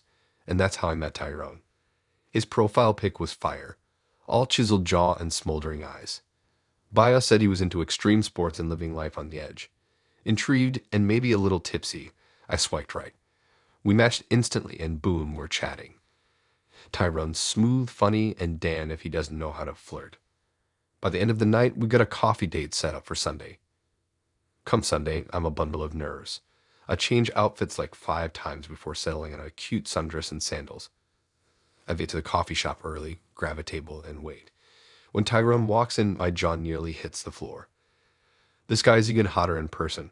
Tall, muscular, with this intense gaze that makes my knees weak. We get our drinks, and at first, everything's great. Tyrone's charming, asking all the right questions, laughing at my lame jokes. I'm thinking I've hit the Tinder jackpot. But then things start getting weird. Tyrone keeps glancing over his shoulder, and his legs bouncing like crazy under the table. I figure he's just nervous, so I try to lighten the mood with a story about my disaster of a camping trip last summer. That's when Tyrone leans in close, his eyes darting around the cafe, and drops the bomb. In this low, urgent voice, he tells me he's on the run from the cops. I almost spit out my latte. I'm waiting for the punchline, but it never comes. Instead, Tyrone starts spilling his guts about his life of crime. Turns out my dreamy Tinder match is knee-deep in some serious legal stuff.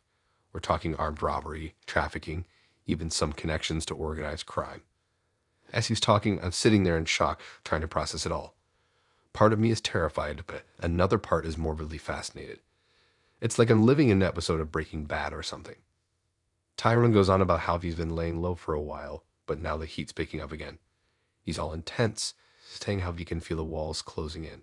And then, get this, he asks if he can crash at my place for a few days. Can you believe it? We've known each other for all of an hour, and he's asking me to harbor a fugitive.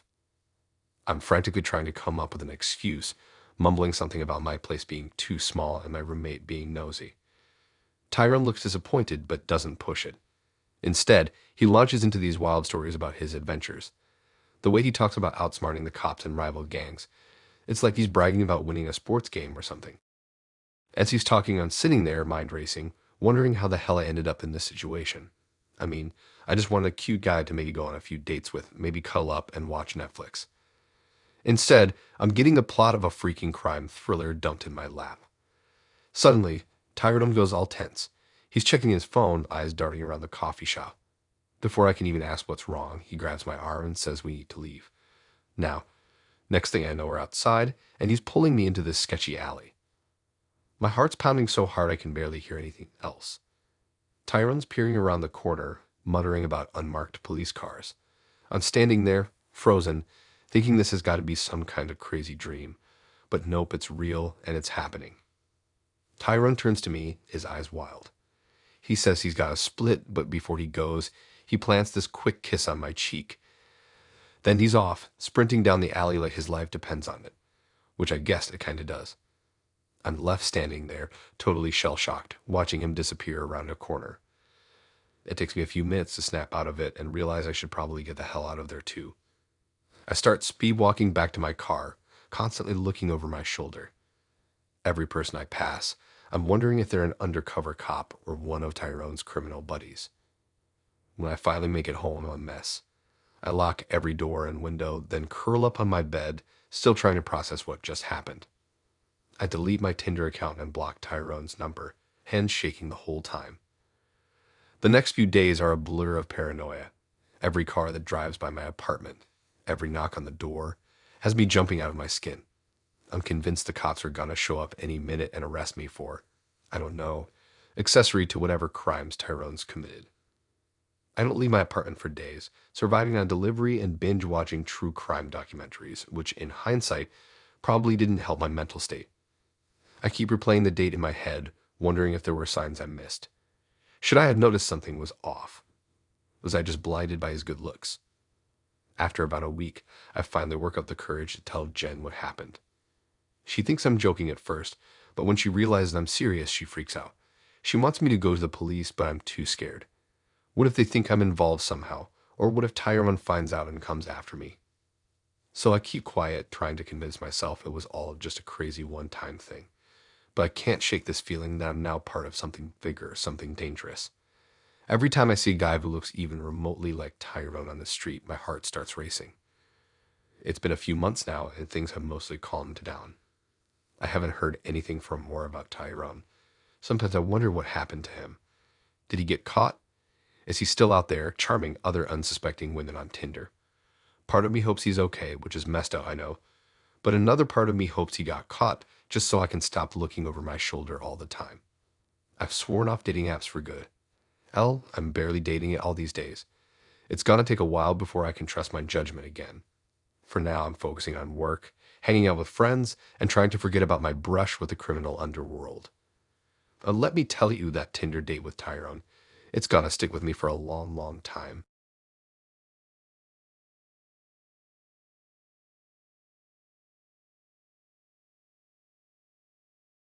This isn't your typical Tinder horror story. No ghosting or catfishing here. Nah, this is some next level, seriously messed up stuff that happened to me just last month. I'm talking about cult vibes, weird narcotics, and the kind of fear that makes your skin crawl. So let me tell you about the time a Tinder date nearly turned me into an unwilling cult member. I was on my bed, mindlessly swiping through Tinder, not really expecting much. That's when I came across Fiona's profile. Man, she was stunning. Long dark hair, bright green eyes that seemed to pierce right through the screen. Her bio was cool too, all about hiking and yoga and exploring consciousness. I thought that last bit was just some hippie stuff. If only I'd known. We matched, and the conversation flowed like water. Fiona was witty, interesting, and seemed genuinely into me. After a few days of back and forth, she suggested meeting up for coffee. I was pumped. Finally, a Tinder match that might actually go somewhere. I got to the cafe early, snagged a table outside, and waited. When Fiona walked up, my jaw nearly hit the floor. She was even more gorgeous in person, with this effortless grace that made heads turn. We ordered our drinks and settled in for what I hoped would be a great first date. At first, everything was perfect. We laughed, swapped stories, and found we had tons in common. Fiona was passionate about rock climbing and had just started learning guitar. I told her about my photography side gig and my embarrassing attempts at surfing. The conversation was easy and natural. I was starting to think this could be the beginning of something really special. But then, about 30 minutes in, things took a turn. Fiona's demeanor changed.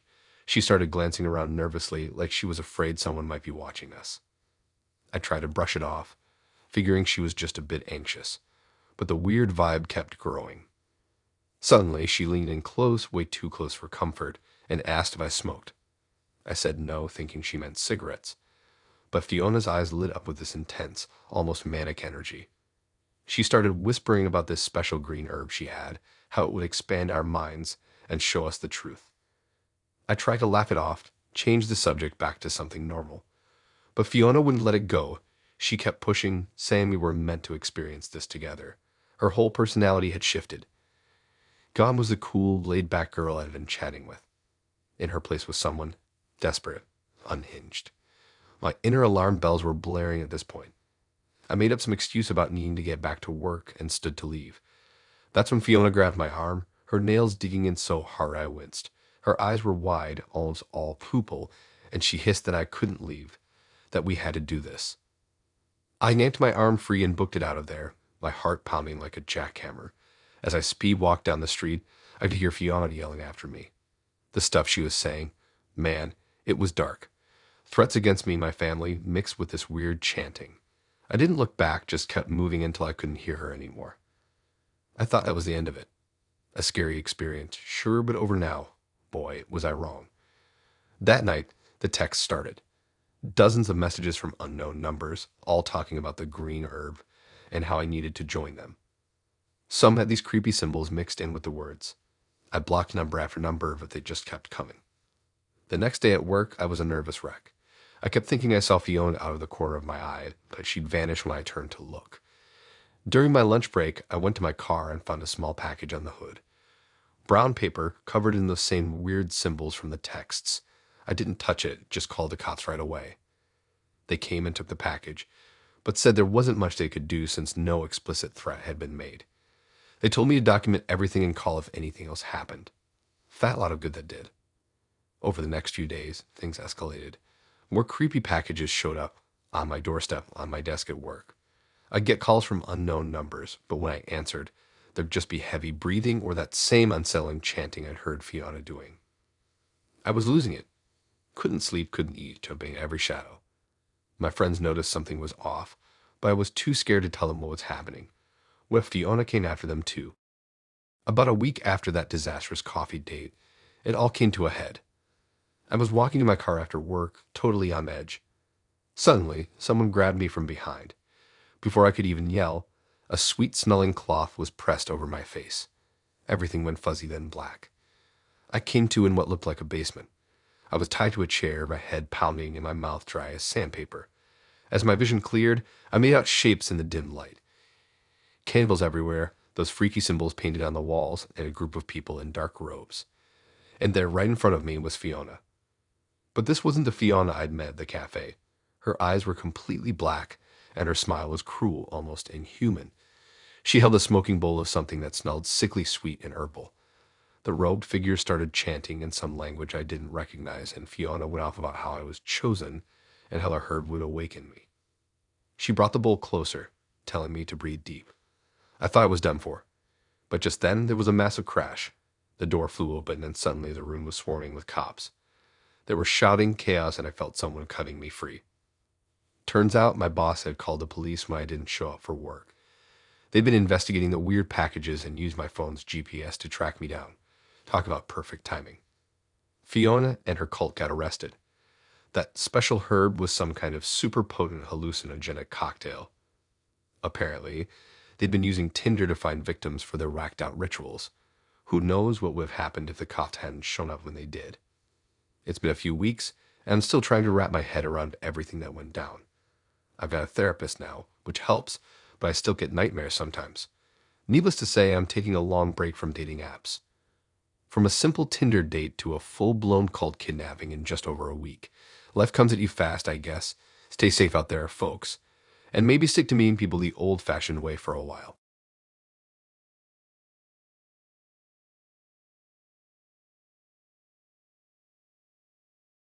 I'm not gonna lie, I hesitated for a second. Girls this hot don't usually swipe right on average Joes like me. But the liquid courage kicked in and I thought, what the hell, and swiped right. To my shock, it was an instant match. I nearly fell off the couch. We started chatting and holy crap, she was amazing. Funny, flirty, and seemed genuinely interested in me. We talked about everything from our favorite movies to our wildest dreams. The conversation flowed so easily, it was like we'd known each other for years. After a couple days of nonstop messaging, Anastasia dropped a bombshell. She wanted to meet up that night. Now, I'm usually pretty cautious about meeting strangers from the internet, but something about Anastasia made me throw all common sense out the window. Plus, she said she had a special surprise planned. How could I say no to that? She gave me an address on the outskirts of town, saying it was a cool spot she'd found. I was so caught up in the excitement that I didn't even question it. I just hopped in my car and started driving, heart pounding with anticipation.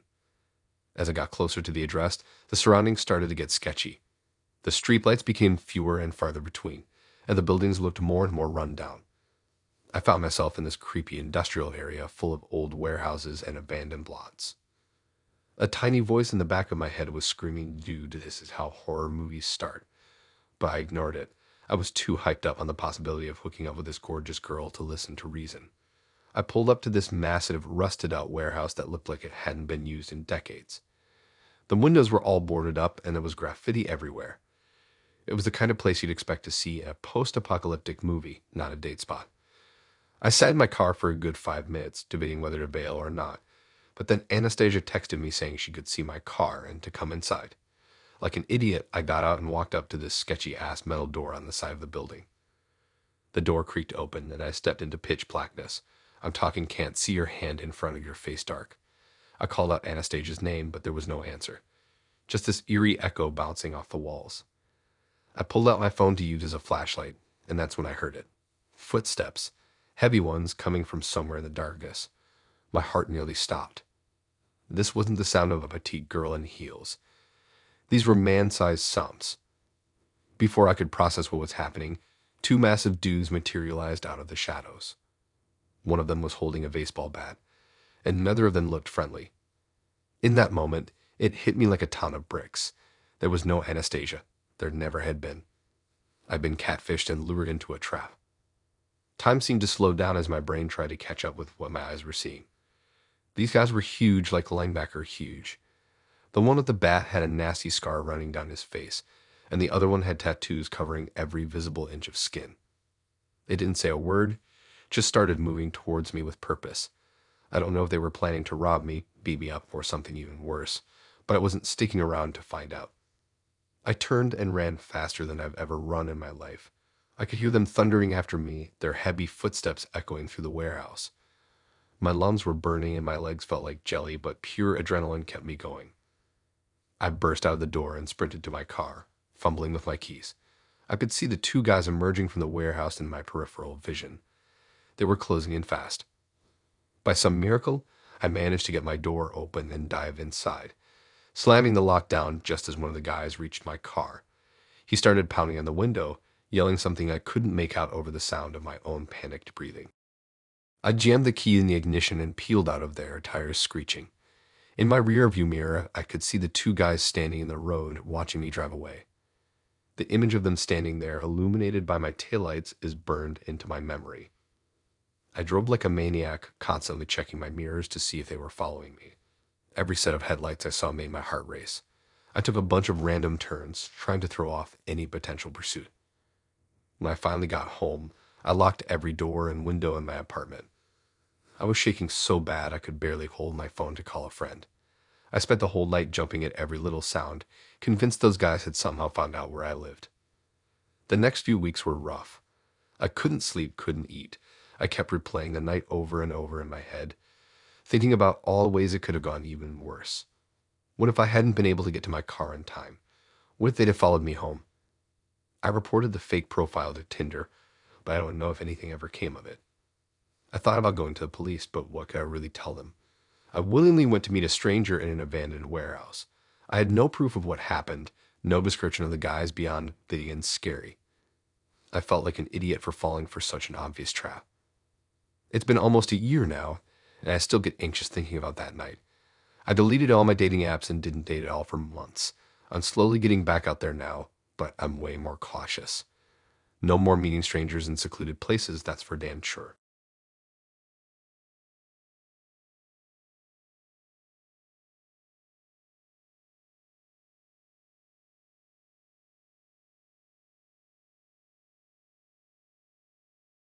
It's 2 a.m. on 3 glasses of wine deep, and I'm swiping through Tinder like it's my job.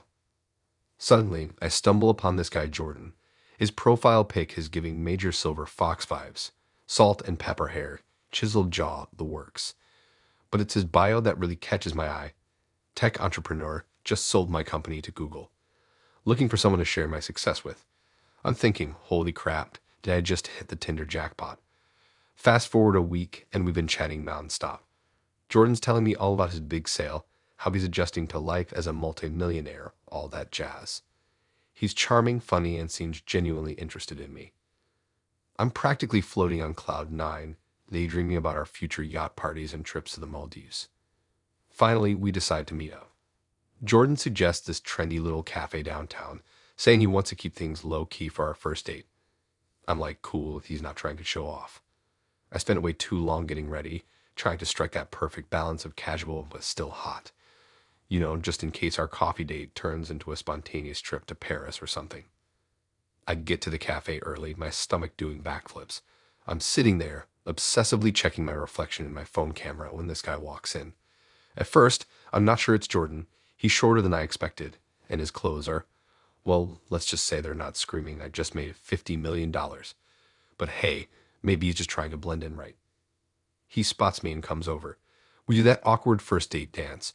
You know, the do we hug or shake hands or just wave thing. We end up with this weird half hug that leaves me even more nervous than before. As we're standing in line to order, I'm trying to make small talk, but Jordan seems really on edge. He's fidgeting, avoiding eye contact, and giving these short, clipped answers. We get to the counter, and I'm low-key excited to see what kind of fancy, complicated order this tech model is gonna make. But he just asks for a small vanilla milkshake. Okay, maybe he's not a coffee guy. Then comes the moment of truth. He reaches for his wallet, and I'm half expecting him to pull out some sort of platinum card. Instead, he starts patting his pockets, looking more and more panicked. He turns to me with a sheepish look and says he forgot his wallet. Could I maybe cover it this time?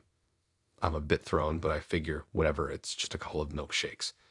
They'll probably insist on taking me somewhere super fancy to make up for it. We sit down, and the awkwardness level shoots through the roof. Jordan's barely touching his shake, just pushing it around with his straw.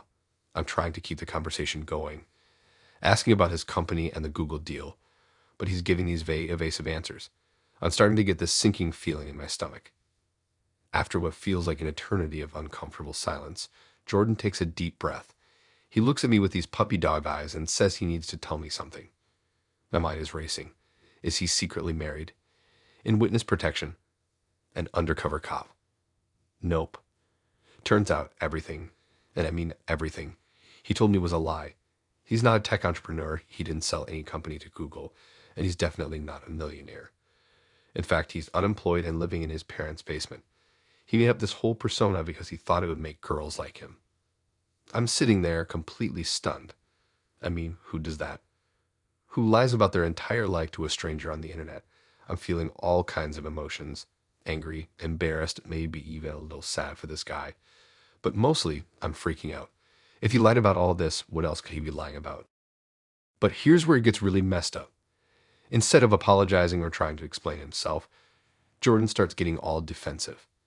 He's saying stuff like, well, you wouldn't have swiped right if I told you the truth, and all girls just want rich guys anyway. As if that makes it okay. I'm getting more and more uncomfortable, but I'm also kind of scared to leave. What if he follows me? What if he gets angry? So I'm just sitting there, nodding along, trying to figure out how to get out of this situation safely. Then he starts going on this weird rant about how hard it is to be a guy on dating apps, how girls only care about looks and money, how it's not fair that he can't get matches. He's getting more and more worked up, his voice rising. People at nearby tables are starting to stare. I'm barely listening at this point, just watching the door and planning my escape. I'm trying to remember all those self-defense moves I learned in that one class I took years ago. Would it be an overreaction to use my keys as a weapon if he tries to follow me? Finally, after what feels like hours but was probably only about 30 minutes, I see my chance. Jordan gets up to use the bathroom, and I make a break for it. I grab my purse and practically sprint out of the cafe, looking over my shoulder the whole way to my car. Once I'm safely locked in, I take a deep breath and try to process what just happened. My hands are shaking so bad I can barely get the key in the ignition. I sit there for a while, debating whether to report him on Tinder or just block and move on. In the end, I decide to report him. Who knows how many other girls he might try this with. The whole way home, I'm replaying the date in my head, trying to figure out if there were any red flags I missed. I mean, aside from the obvious lies. It's scary to think about how easily someone can pretend to be someone they're not online. When I finally get home, I delete Tinder off my phone. I'm done with online dating for a while, that's for sure. I spend the rest of the night with all the lights on, jumping at every little noise, convinced that Jordan somehow followed me home. It takes me days to shake off the creepy feeling from that date. I keep seeing Jordan everywhere. In the grocery store, on the street, in my nightmares. I know it's just paranoia, but it doesn't make it any less scary. I guess I dodged a bullet. It could have been so much worse. But it still leaves me with this uneasy feeling, like I can't trust my own judgment anymore. Who knows how many other Jordans are out there waiting to trick unsuspecting girls on dating apps.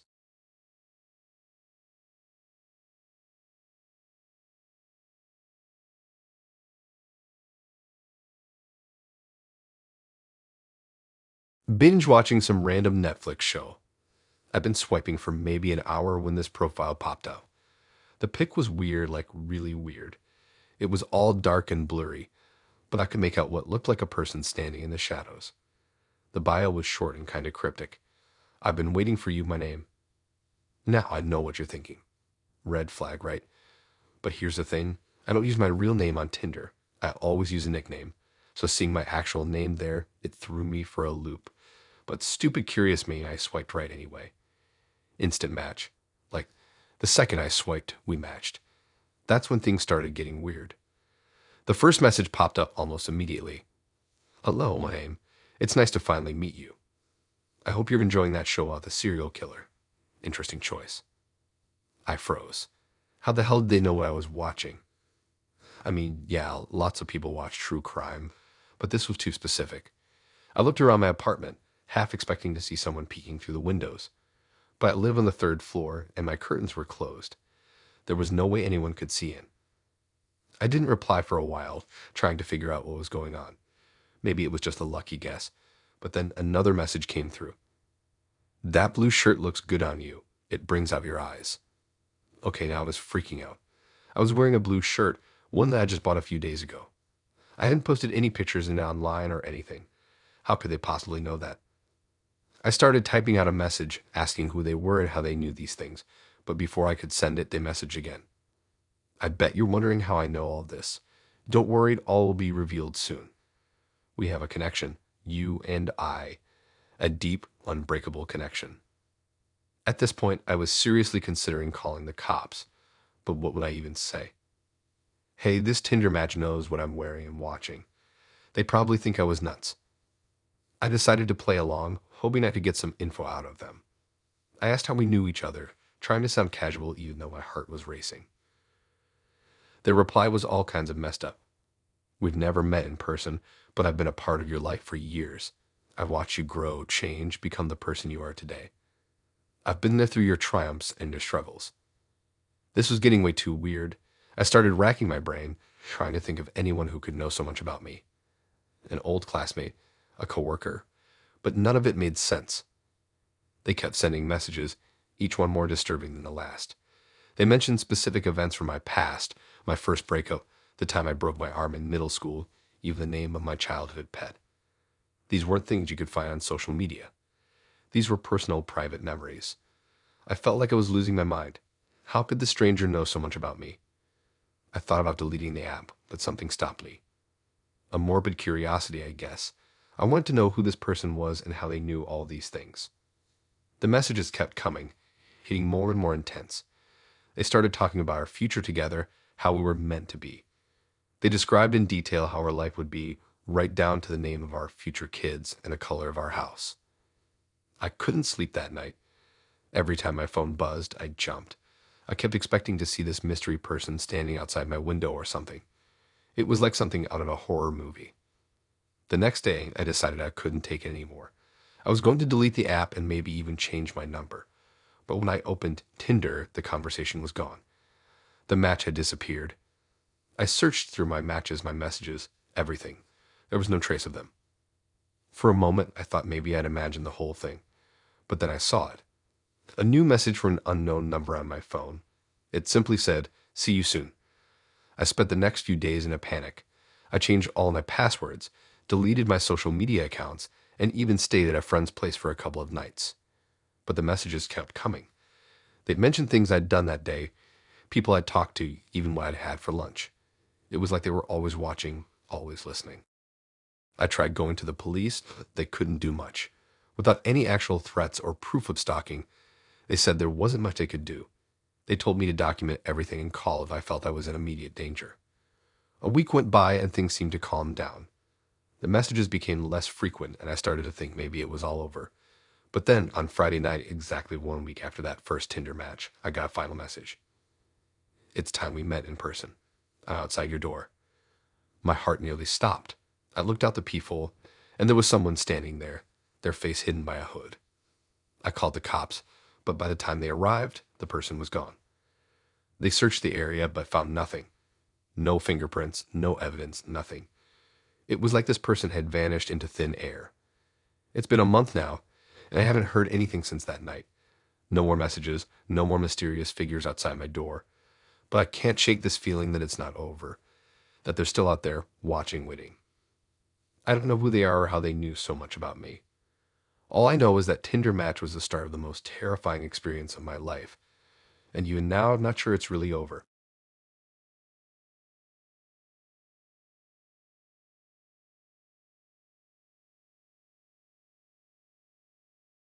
Mia's profile was everything I could have wanted. She had these big brown eyes that just pulled you in, long dark hair, and a smile that could light up a room. Her bio was witty and fun, talking about her love for true crime podcasts and spicy margaritas.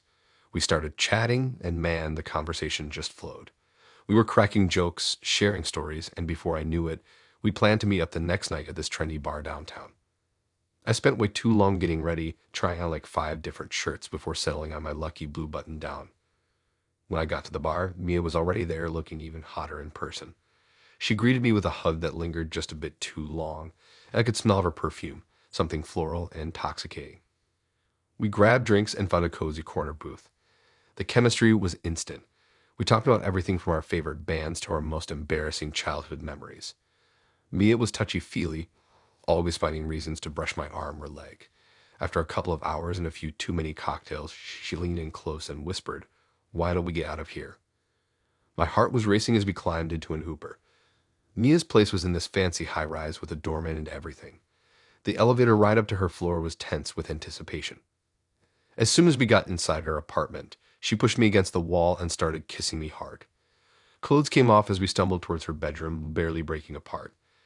It wasn't until we were both on her bed that I noticed something odd. There were 2 nightstands, and the one on the far side had a man's watch and some cologne on it, but I was too caught up in the moment to really think about it. Mia was wild in bed, way more experienced than me. She did crazy things. Afterwards, we were lying there catching our breath when Mia propped herself up on her elbow and gave me this mischievous look. "I have a confession to make," she said, giggling. My mind raced. Was she gonna say she had a disease? That she was a cam girl? But what came out of her mouth next was so much worse. "I'm married," she said, like it was no big deal. "My husband and I have an open relationship. I use Tinder to find guys to hook up with sometimes. He knows all about it. He thinks it's hot." I felt like I'd been dunked in ice water. My stomach churned as I processed what she was saying. I stammered out something about why she didn't tell me before, and she just shrugged. Most guys get weird about it, so I usually wait till after. It's not a big deal, right? But it was a big deal to me. I'm not into that whole open relationship thing, and I definitely wasn't cool with being lied to. I jumped out of bed and started scrambling for my clothes, my hands shaking as I tried to button my shirt. Mia seemed confused by my reaction, asking why I was freaking out. That's when I heard a key in the front door. My blood ran cold as Mia casually said, "Oh, that's probably John. Don't worry, he won't care." Before I could even process what was happening, this mountain of a man walked into the bedroom. He must have been at least 6'5" and built like a linebacker. I froze, half-dressed, certain I was about to get my ass kicked. But the guy, John I guessed, just chuckled and said hey to Mia like finding a naked dude in his bed was totally normal. He turned to me and asked if I wanted a beer, like we were old buddies or something. I mumbled some excuse about having to leave and bolted out of there, my heart pounding so hard I thought it might burst out of my chest. The next few days were a blur of anxiety and regret. I kept replaying the night in my head, thinking about all the red flags I'd missed. How could I have been so stupid? Then Mia started texting me, saying she had a great time and wanted to meet up again. When I told her how not okay I was with the whole situation, she got all defensive and accused me of being close-minded. I blocked her number, thinking that would be the end of it. But a few days later, I started getting these creepy messages on Instagram from accounts I didn't recognize. It was John, Mia's husband. He kept going on about how much Mia liked me and how he wanted to watch next time. I'd block one account, and he made a new one to keep messaging me. This went on for weeks. I had to lock down all my social media and was constantly looking over my shoulder, terrified of running into them somewhere. I couldn't sleep, couldn't focus at work. Every time my phone buzzed, I'd jump, worried it was them finding some new way to contact me. I kept thinking about how much worse it could have gone. What if John had been the jealous type? What if they were some kind of killer couple luring in unsuspecting victims? I know that sounds crazy, but after being lied to so easily, I couldn't help but wonder what else they might be capable of. I've deleted all my dating apps and haven't been able to even think about meeting someone new. The trust issues this has given me are no joke. I'm constantly second-guessing everyone's motives now, always waiting for the other shoe to drop. It's been a month, and the messages have finally stopped. I haven't heard from Mia or John in a couple of weeks, but I still feel on edge all the time. I'm trying to move on to focus on work and friends, but it's hard. Every time I see a couple at a bar, I wonder if they're scoping out their next victim. Every attractive woman I meet, I can't help but wonder what secret she might be hiding. I don't know how long it'll take before I feel normal again. Right now, the idea of putting myself out there, of being vulnerable with someone new, seems impossible. All I know is that one wild night with a stranger turned my whole life upside down, and I'm still trying to find my footing.